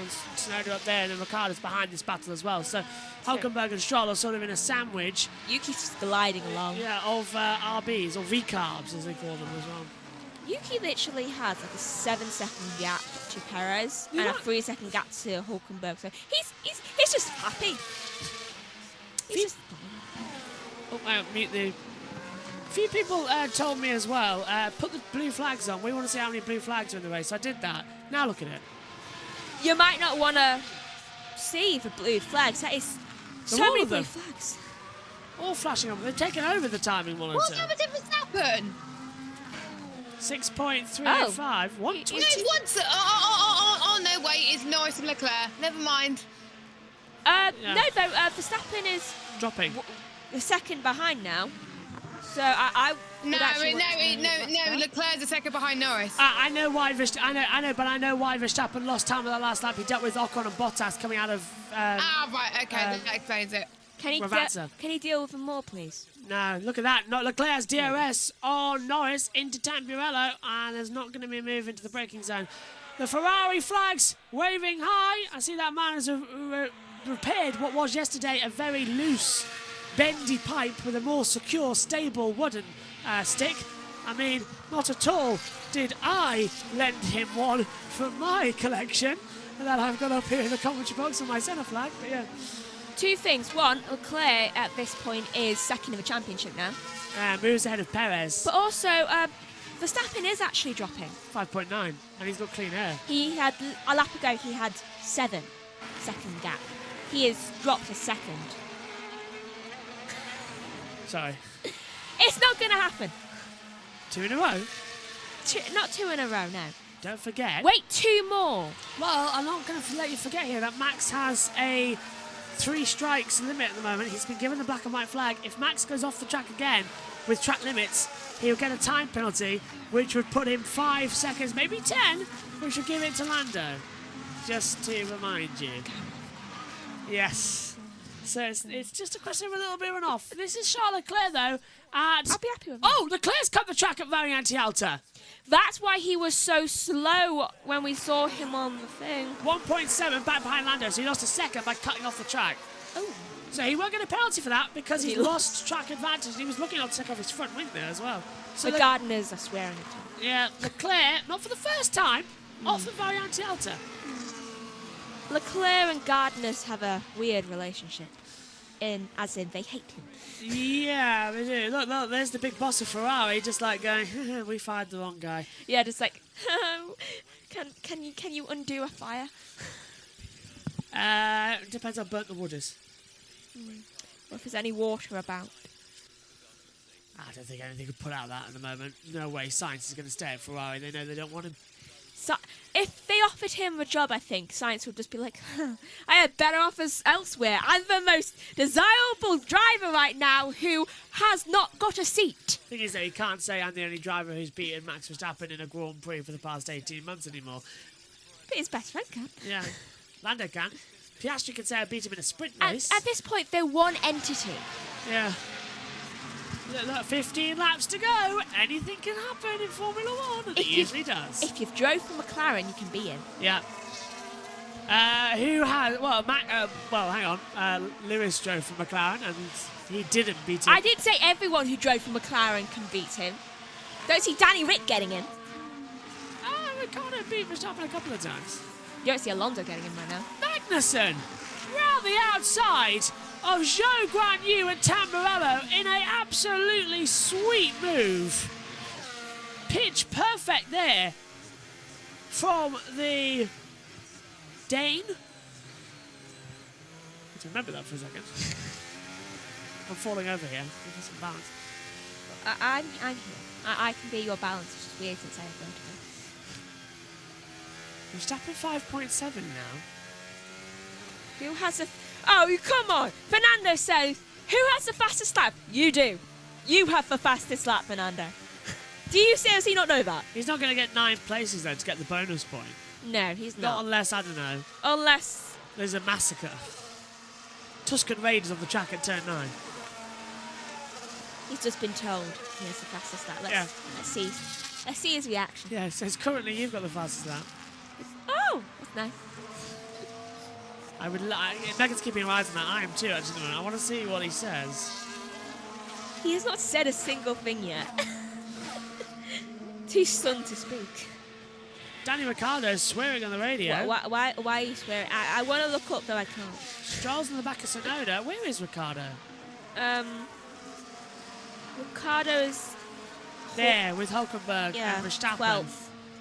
He's in 12th. I wonder if Hulkenberg's done something there. Stroll's up into 10th place now as well. We'll keep an eye on that. He's not said a single thing. He's just taking it in his stride. It's like, I've had 100 of those. HPV button on. HPV. Oh, okay, so something's going on. On board with Lance Stroll. Where is Stroll at the moment in this race? P10. What? Stroll's getting points. He got 1 point in Bahrain, 8 points in Australia, pointless in Japan, China, and Miami. Hey, what's happening? Albon gets no points. Stroll is getting points by mid-race. Weird, isn't it? No safety car either. I'm not happy. Also, is this going to be the first time this year that all cars finished in Bahrain? Unless I'm very much mistaken. Megan's pointing at the screen. What? It's within 15 laps to go. I know, I said that. Keep an eye on the screen while I take a look at this. Here's Lance Stroll going round a corner. Here's Hulkenberg. No, that's... Which one's that? No, it's Magnussen. Getting through on Esteban Ocon. Round the outside down the start finish straight. Sweet move. Is Ocon going to try and fight back into Tamburello? No. Crash into him. I mean, it'll... So everyone finished the season opener in Bahrain. That's the last race, I think, where we had everybody finish. Yeah. Yeah, Tsunoda was out. I want a yellow flag, at least. Can someone just spin on the gravel? No, that's all I have. Yeah, so Bahrain was the last time. So for the second time this year, at the moment, everybody is scheduled to finish the Grand Prix. I want someone to spin. It's all right. Max, just wait for him to cut the corner. Here's his radio. The main loss is to Lando, turn 2, turn 6. 4.7. My tyres don't work, mate. Just information, Max, that's all. Max? Yeah, same for me. Okay. Max was 7 seconds. It's now 4.7. Do we start to believe here? Kind of. Though also, I want to know... What was that from Red Bull there? That's just information, Max. He's telling you he has a problem. Why are you not listening to him? Don't know, but Gianpaolo and Bessie was back on the pit wall for Max Verstappen today. Not looking too happy. 4.5 the gap. Norris is faster. Norris is faster. Yeah. Hello, 4.4. Hello. What's going on? Hello. What's happening to Max here? McLaren, no. McLaren, no. Yeah. Lando's just been told. He's coming down quickly. Yeah, they've been 4.3. Max says something wrong, whether it's tyres or not, but Lando is absolutely pushing him as that's Joe getting out of the battle here for lap cars. Norris has been told. Verstappen is complaining about it. I see. What? You see? Oh, good. I'm pushing me. It's funny, isn't it? Lando Norris! He can see it. 4.2. Well, did he say the S word? No, he said, didn't I pick see that it. up. I see it, I think I'm he says. pushing, mate. That's what he said. Yeah.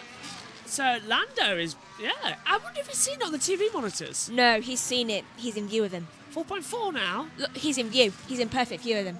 He's got two cars in between him, Ricciardo and Hulkenberg, so he can lap them easily. He's about to lap Norris Ricciardo. needs to get ahead. There's nothing to Verstappen on the radio on the AI transcriptions. He's losing. Yeah, 4.5. Okay, Norris needs to get some clean air now. That's 7 for Norris. Norris has got ahead of Ricciardo. There he is. Still, that was horrible from Red Bull. Yeah. If they just weren't listening to him, if someone said, it's like, I'm quite slow on things. Box for Russell. Josh. We are coming in before we lose the to Perez. Go on, Jess. Oh, I was about to say that. Oh, sorry, I read it too. But Hamilton's complaining of understeer as down the pit lane goes Russell. Jess.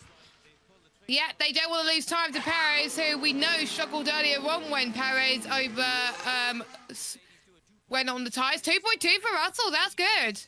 Mega lap time here. Where's Perez? He's coming out of Ravazza now, and Russell is exiting pit lane. It's going to be very, very tight at this rate as they come into it. Perez does a 119.686. Where is Perez? There he is. He's comfortably ahead. Russell gets out ahead, but his Perez going to be right there in the braking zone into Tamburello. Just about. The race is on now for 7th place between Russell and Perez. This is Lando Norris, 4.2. Has he cleared Ricciardo yet? Now 4. Yes, he's cleared Ricciardo. Ricciardo's backed out. 4 Norris seconds. is closing down on Verstappen. That's the main thing to focus on now, Max, is as the gap is less than 5 seconds, we really can't afford any track limits. So focus on that, mate. Get a track limits. Yeah, we've still got a black and white flag. Oh, remember? He's going to push too hard and he's going to end up going off. If he gets a penalty, look, Norris would have won this race. Ian Birch is right. Daddy's right. Every time, 15 laps to go, anything can happen. I'm just saying something to Pierre Gasly. Yeah? I think he's got damage. I don't know what from, though he has damage somewhere because they have said, we're keeping an eye, look, damage, there looks to be damage, and I think Pierre said something about, like, if it doesn't blow up. Right, okay. I remember seeing those words. The car doesn't turn for Verstappen. It said turn 7. Oh my God, it's 3.5. He's caught him by 5/10 in half a lap.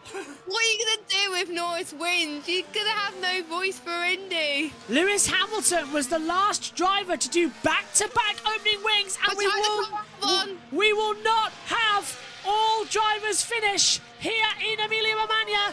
Alexander Albon is out of the race. 3.5 is the gap. 3.1 seconds. Oh my! Verstappen's struggling. Verstappen's got to be struggling. 120 points. Losing that much time. Max's last lap time, 129.18. Norris, 119.9. He is a second a lap faster. Lando Norris is going for his second ever Grand Prix win. 2.6. 2.6 seconds. Where did he find that? Where is he doing it? What is going on? He's in the right pop. What is going on in Formula 1 in 2024? Max is completely lost it. 2, and that's because he's past Tsunoda. Now, is Tsunoda going to block Norris as Albon's out of the race? That's the question. 2.3. No, he's not going to block him. Blue flag. Command blue flag for Tsunoda to get out of the way of both drivers. Can you let me drive even more stupid? Oh my God, they've gone away. It's got 2.3. And look then, so Russell does a 118.589. So, Lewis Hamilton, correct me if I'm wrong, Jess, you can Google this, but Hamilton was the last driver in Formula 1 to get back-to-back race first-time wins. 2007 in Canada and America. I can't remember another time that driver got back-to-back. Please let that happen. It's Austria 2020 all over again, says Kenny. It is. Apparently I can have the energy for this. Oh, I've got the voice. 2.3. I've got the energy now. I'm tired and I've got the energy. What's going on? Do you want to hop up to the box on the pit lane or stay where you are? 8 laps. I'm going in the box. 2.2. 2.2. Verstappen. Can he let me buy even more stupid? Right, can you let me buy even more stupid? That's the question. Hi, Jess, you're up from the pit lane to the box. Where's your camera on ready all the time? What a race! Oh my God! 2.1! It's 2.2! 2 seconds! What? Sorry. What? Oh, this is like 2005 in San Marino when Alonso went on the wrong tyres and Schumacher caught him in the last couple of laps. The one thing we don't want is to go to commercial with 3 laps to go. 1.9. 1.9 seconds! My voice, which is going to be absolutely dead after this, is finding the will to live as Lando Norris is inside the time. Can he get ahead of Max Verstappen with 7 laps to go at Imola? It's another grandstand finish at this track. Come on, Lando, just keep it on the track and keep it perfect. Right, turn incident involving cars 24 Zhou and 31 Ocon noted forcing another driver off the track. Maybe that's what Ricardo was questioning using a swear word about. Yeah, 1.9 into Tamburello. One thing we got to keep an eye on is if Norris passes Verstappen, the gap between Verstappen and Leclerc. And Lando happy to push turn 9 a little bit more. I'm pushing as much as I can, mate. Thank you. It's working. Zhou and Ocon. 1.8. 1.8 at Toza. Oh, look at this. The McLaren fans are chasing. The McLaren fans are chasing. It's in the house. Going to grab 1.7. Where did Josh go? He's going to grab the hat. We've taken to leaving it inside the house so that it doesn't get damaged. Oh, no, don't get the hat. That's going to... Oh, no, he's going to jinx it now. No, because I was wearing the hat last time, wasn't I? Oh, yeah, you were. You were. No 1.6. further investigation between Zhou and Ocon, by the way. Norris Radio. Race. And Lando, We've heard this. Turn 9 a little bit more. I'm pushing as much as I can, mate. Thank you. Sounds pretty. I've got the hat. Got the hat. Megan is now wearing the hat. I've got papaya colours on. True. What on earth is going on in Formula 1? This is like 2005 all over again. 1.5 now. Oh my God. Wait, so you're telling me a McLaren might win? Yeah, again. Think about it. Oh, at this circuit. Norris had a little bit in Prix. Yeah. Oh, Lando nearly makes a mistake. Don't you dare. 1.5. Lando is pushing like a madman coming out of Toza. Up to Piratella. Time. Oh my God. 1.6, that small little error, but he's fine. Don't over push Lando. Do not listen to your team. Listen to your gut. Hulkenberg's had a lap time deleted. Track limit at turn 17. Please, Verstappen get a penalty for track limit. I was just thinking. Oh, he's going to be wide. He lost the rear coming into Aqua Minimali. Who? Verstappen into Variante Alta, sorry. 1.7. Verstappen's lost a bit more time, though. Maybe I should take this hat off. Apparently he's getting slower. Pushing. Verstappen's starting, yeah, but I don't think, if he pushes the tyres, they're going to go. 1.6. I hope they do. Lando's right there. 5 laps to go here at Imola. We'll be back after the break. No. ITV would do that.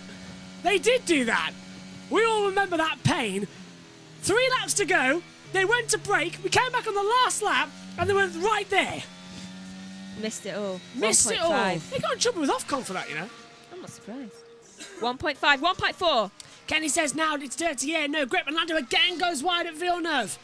Stop going wide, Lando. It's the dirty air. It's not dirty air. Kenny's right. Come on, Lando. He slowed. 1.7, 1.6. No, he's still there. It's just we need Max to make a mistake or get something wrong. Suggest Lando is penalty. Strat 12. So that's maximum attack for Lando now. Maximum push. Was that a little bit of a bump that he just went through? Yeah, 1.7. I'd say push it, you're fine. Max, just one error for Max. Ferrari doing it. is Max human or is he a robot? Is he going to push? And is he going to crack under this pressure? Is P here? No. Okay, so then he might lose. Was she here last time? Can't remember. I'm just launching the track limits. Imagine what Jackson will be feeling right now. He's losing too much grip. 4 laps to go. Yeah, it's the dirty air. Max, this is what the problem is. So much for what Ross Brawn said. Oh, these cars can follow the closest of ever and everything. It's not. I'm thinking that maybe not the best decision. He's got faster. No, I can't even listen. Just leave it in here. 1.4. Don't say anything about the gap, please. That's because he nailed Tozer as well. Gonna leave a hat off for them.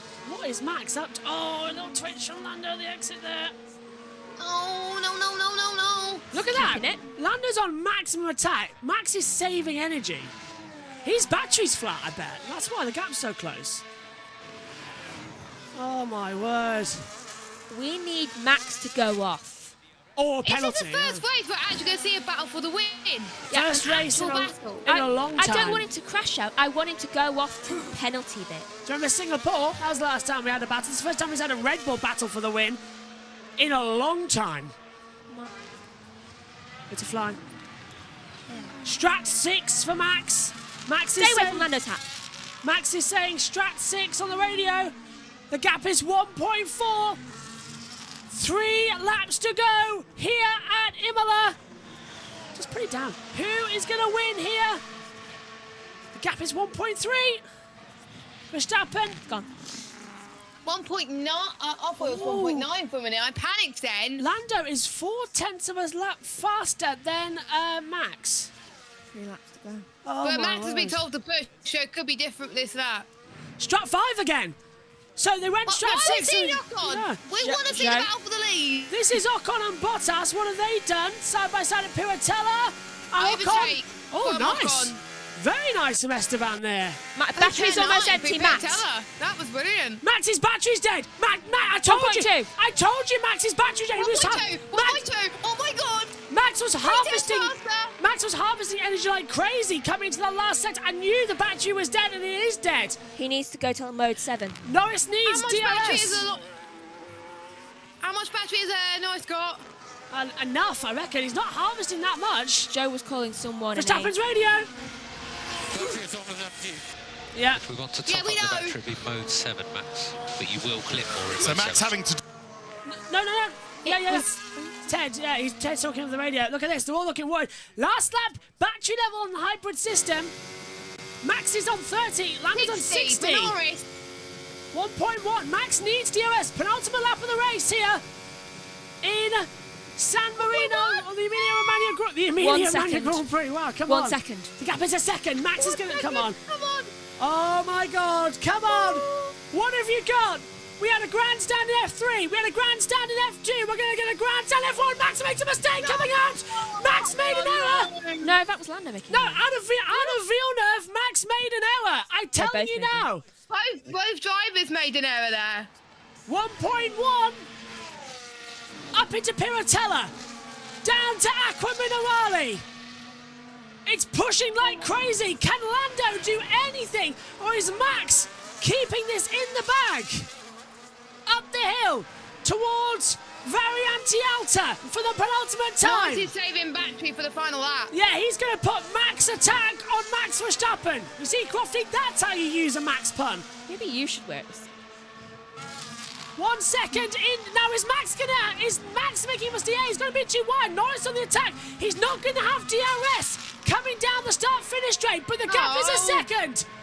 The final lap of the Emilia-Romagna Grand Prix, and Norris is within inside a second. Norris has turned down to maximum attack. He's inside 1 second as we head down towards Tamburello. He won't have another opportunity. He's going to have to do this on the track into Tamburello. Max turns in. He's closing it together. 0.8 of a second, the gap at the exit as we head down towards Villeneuve. Max is all over the place. Lando is controlling this one. He's pulling on the pressure. Max lifts and coasts through. He's having to save battery into Toza. Lando is right there. Beautiful. At the exit. Better power. Better punch. Up the hill we go. Lando's trying to break the dirty air. Max put a visor strip out the track. Unbelievable. Trying to distract Lando. Into Acqua Minerale for the last time. The Tifosi know a good race when they see one. Up to Variante Alta. Max makes another error. Lando's right there. Gonna be close. The penultimate last sector. Into Variante Alta. Jump over the chicanes. Down to Ravazza 1 and 2. I don't see an opportunity where Lando can get through unless it's a drag race to the line. Max, will he brake? Will he go wide? Into Ravazza. He pushes the throttle down. He gets out of the last corner. It's a drag race to the line. Max Verstappen wins an exciting Emilia-Romagna Grand Prix, and Lando Norris is second by 0.7 of a second. And who says Formula One is dead? Wow! And Ferrari on the podium with Charles Leclerc in third. What a time! Well, Brad, it's the same top three. Well, Brad, you said you wanted a battle for the win. Now you got it. What a race! At the end, Max holds on from pressure of Lando Norris. Brilliant! I think that Max has just found his new competitor. Yes. That was unbelievable. Max wins by 0.7 to Lando Norris. McLaren well and truly back in Formula One as a top team. And next up is Monaco, where qualifying is key. I think one thing we've learned this weekend, Megan, is that, without a doubt, Max and Red Bull under pressure in qualifying and the race. And they've just won this Grand Prix from qualifying. By the skin of their teeth. If Max had made one more mistake, then he would have been done for. In fact, I'm kind of hoping he did make a mistake somewhere. Here's the radio. Had to work for that. Well, anyway, we did a great race, considering how the weekend started, you know. And had to work hard for that. Well, mate, that was a very, very, very strong drive. That's 2 wins for you in a day, I think. Yeah, of course, because he won the Nürburgring virtual 24-hour race as well with his team. Max can't stop winning. George Russell with the fastest lap, and he gets P7 and the bonus award as well. Lando Norris second. That was up there, I think, Jess, with 2005 San Marino. I agree. It was quite quiet towards the middle, but Lucky. Almost. We just lost too much in the beginning.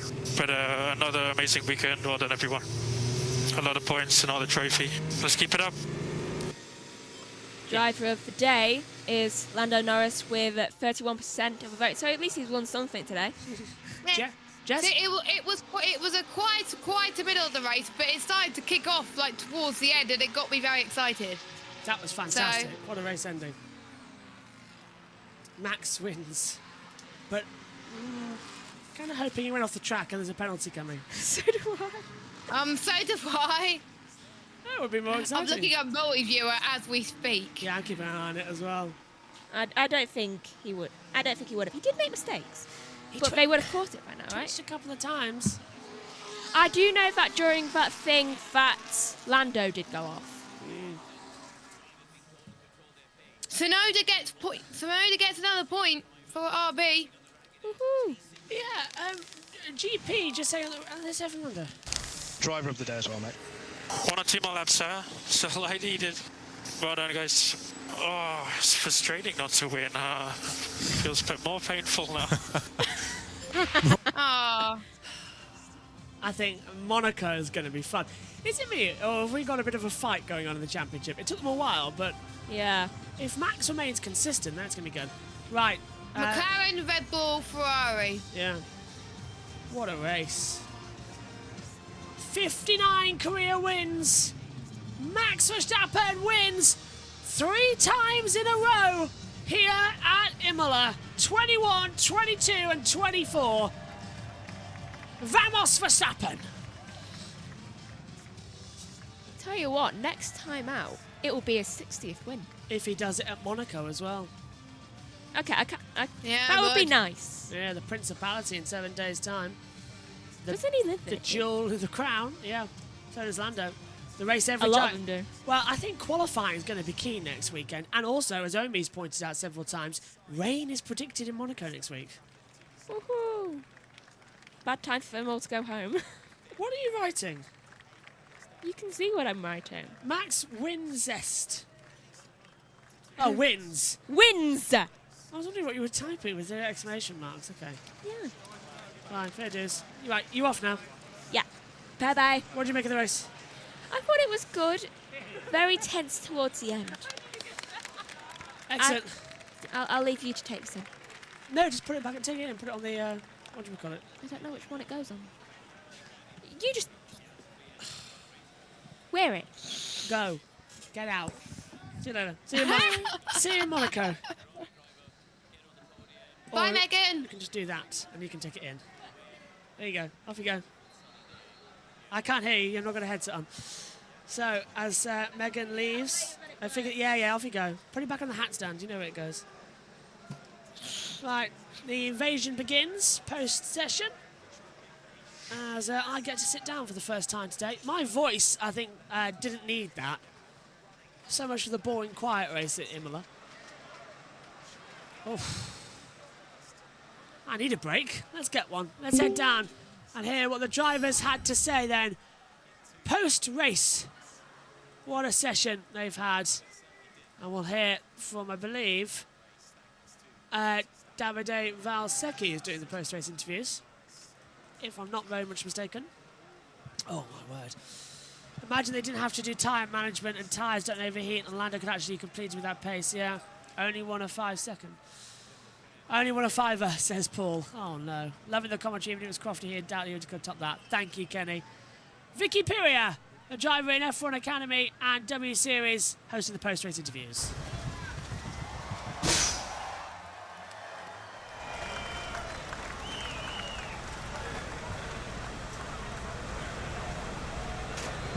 Well, she should be. Here she is. Max, what a race, a great start, and Lando really put pressure on you on those last laps. You had a warning for track limits. Were you under pressure those laps?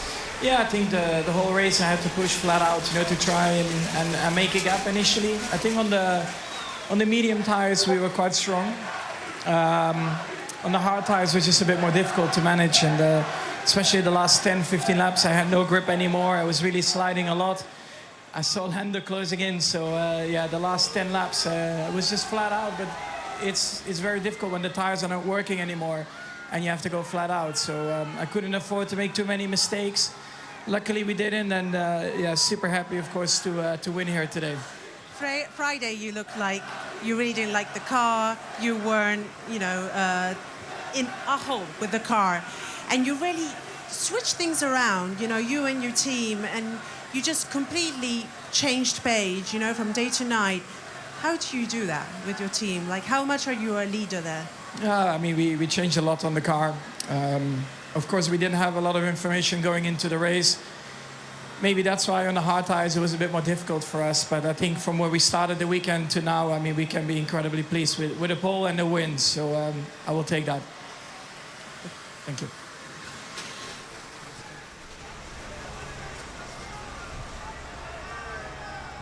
Lando Norris finished in second place here today. Lando, that was close. Do you think with a few extra laps you could have got Max? Yeah.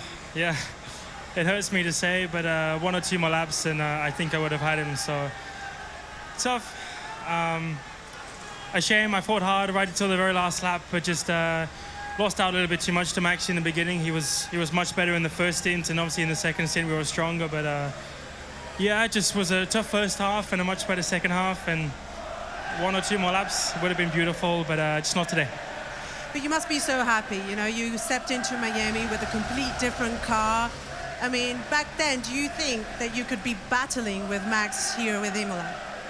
All weekend, yes. I think we're at a point now where we can happily say we're in the position of Ferrari and Red Bull. So, yeah, it's what we have to get used to. But the team are doing a good job. I think we're all doing a very good job. So it's business as usual. It's focusing on doing the same things. It's just we're fighting for first or second now. So, it's still a surprise to say it's frustrating not to win. But after last weekend and the improvements we made, is what we should have started to expect.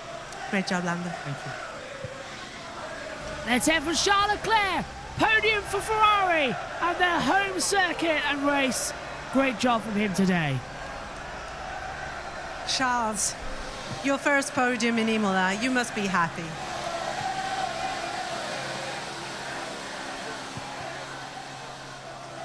Is it working? Oh, now it's working.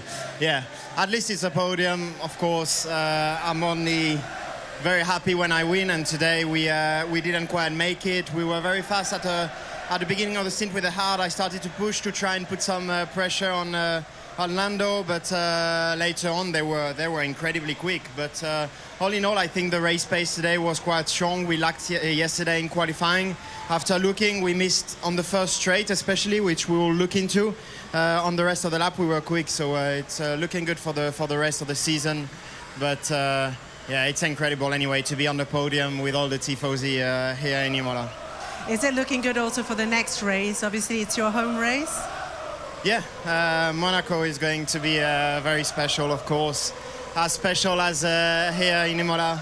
Obviously, there's a lot of red, and yeah, it's always amazing to see that. Do you want to say something to your tifosi here that they don't seem disappointed seeing you third? Sì, beh, grazie mille davvero. Siete i migliori come sempre, mi ripeto, però è veramente quello che penso.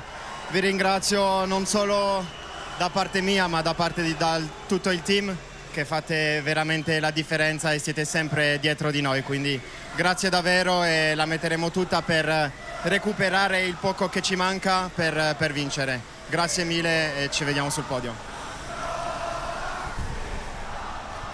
Our top three from the Emilia-Romagna Grand Prix. Charles Leclerc in third, Lando Norris in second, and Max Verstappen taking the win by less than a second. He had to work hard for it, but let's take a look at how they all ended up. There is your top three, with Max Verstappen finishing on top after a tricky start to the weekend. Oscar Piastri in the end, what could have been were it not for the grid penalty, ended up in fourth ahead of Carlos Sainz. The two Mercedes adrift in sixth and seventh. Sergio Perez recovering from 11th into the top eight. Lance Stroll taking his first point since Australia, finishing ninth. And Yuki Tsunoda holding on for a point in RB's home race, rounding out the top 10. Nico Hülkenberg just missing out in 11th. Kevin Magnussen with a good recovery from the back of the grid too, just behind in 12th. RB's Daniel Ricciardo falling down to 13th. Ocon and Joe rounding out the top 15. Gasly, Sargent, Bottas 18th. Fernando Alonso started from the pit lane and couldn't really find his place in this race. Alex Albon retiring in the Williams. A troubled weekend for them. They're hoping for more next time. Into the cool-down room then. Let's have a little listen. We don't have the highlights of the Italian Ferrari version. Because now we have to... here it is. My launch was mint and then I had so much wheel spin.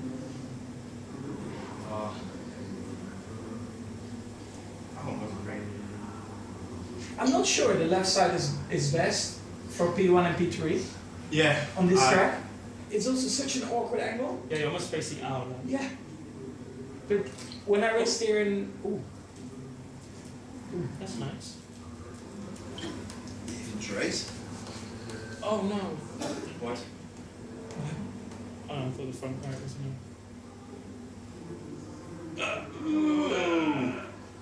Someone went off just ahead of you. Yeah. On the hard. Yeah. Yeah. Who was that? Someone threw the gravel and I was like, "Where? Please, Max." Yeah. Look, it's Lewis. Yeah. Oh. I thought it was you, Lando. Oh, I know. I thought it was like yes. Well, no, you were hoping it was me. Nobody tried to go. I did the fastest on 12 of the race. Fuck, and then I did my DRS back markers.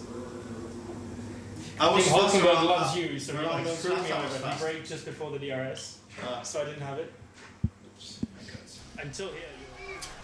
Have these headphone ear cups now finally had it? Yes. Did I just put them back on after 2 hours and feel a massive amount of bruising? Yes, I did. So, new ear cups, I think, for next week's mammoth commentary. But, Jess, we're coming out to the podium, and it certainly was an entertaining race, wasn't it, in total? That'll do. It was entertaining, and it was fantastic at the end, but it did require some boring bits in the middle. I think it's the dirty air that ruined it, I think. Once they were in clear air, it was fine. But whilst it was dirty air, it couldn't overtake, which is why I felt like Miami was a bit better in that respect, because at least there was some more overtakes going on. So I really do hope Monaco's a bit better than previous Monaco Grand Prix. And with a threat of rain on the horizon like last year, this could be very entertaining. But Verstappen wins once again. Absolutely thrilling track action as well here on the last lap. 63 laps. The Tifosi going to go absolutely nuts for Charles Leclerc, who stands third on the podium. Once again, a Ferrari on the podium. I don't think Ferrari have been off the podium all season long. Third in Bahrain, third in Saudi, first in Australia, third in Japan. They were off the podium in China, but third in Miami, now third here in Monza, in Imola.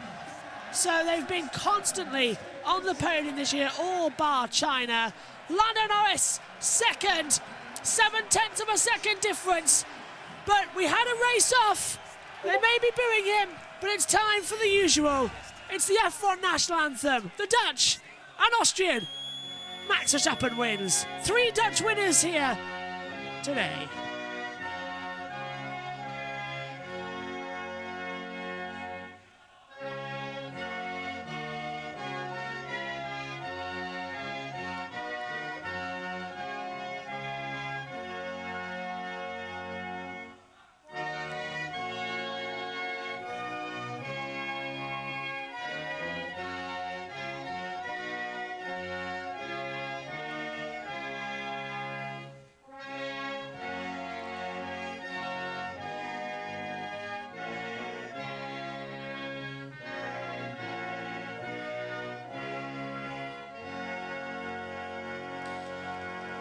And now the Red Bull Austria.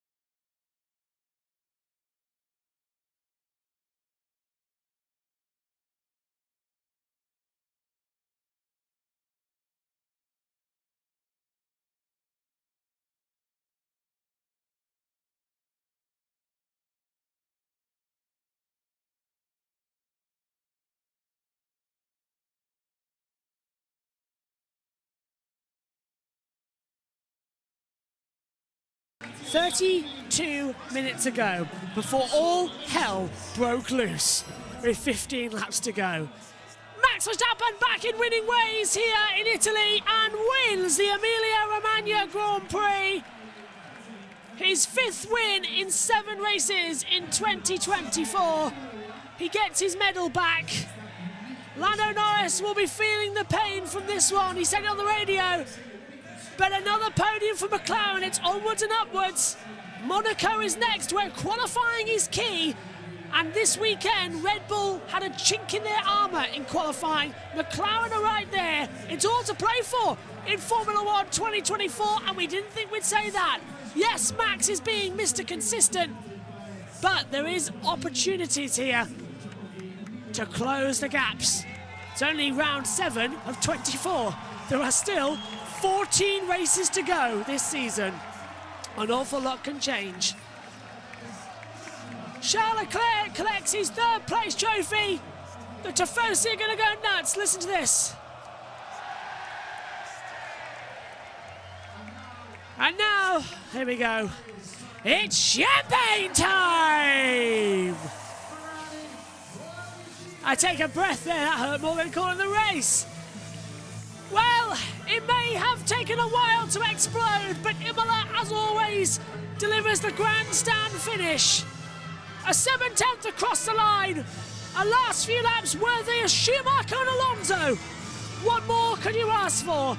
Formula 1 2024 may so far be the Max Verstappen domination once more, but Ferrari and McLaren are right there pouncing. We go to Monaco, the tightest street circuit in the world. Who will become victorious there, where qualifying is key and the rain is in the air? The Principality calls for the jewel of the crown. Let's take a look how they finished then in the Emilia-Romagna Grand Prix. It's Max Verstappen who is victorious here. Lando Norris finishes second. Charles Leclerc is third. Oscar Piastri in fourth position as well. Carlos Sainz fifth. Lewis Hamilton sixth. George Russell seventh.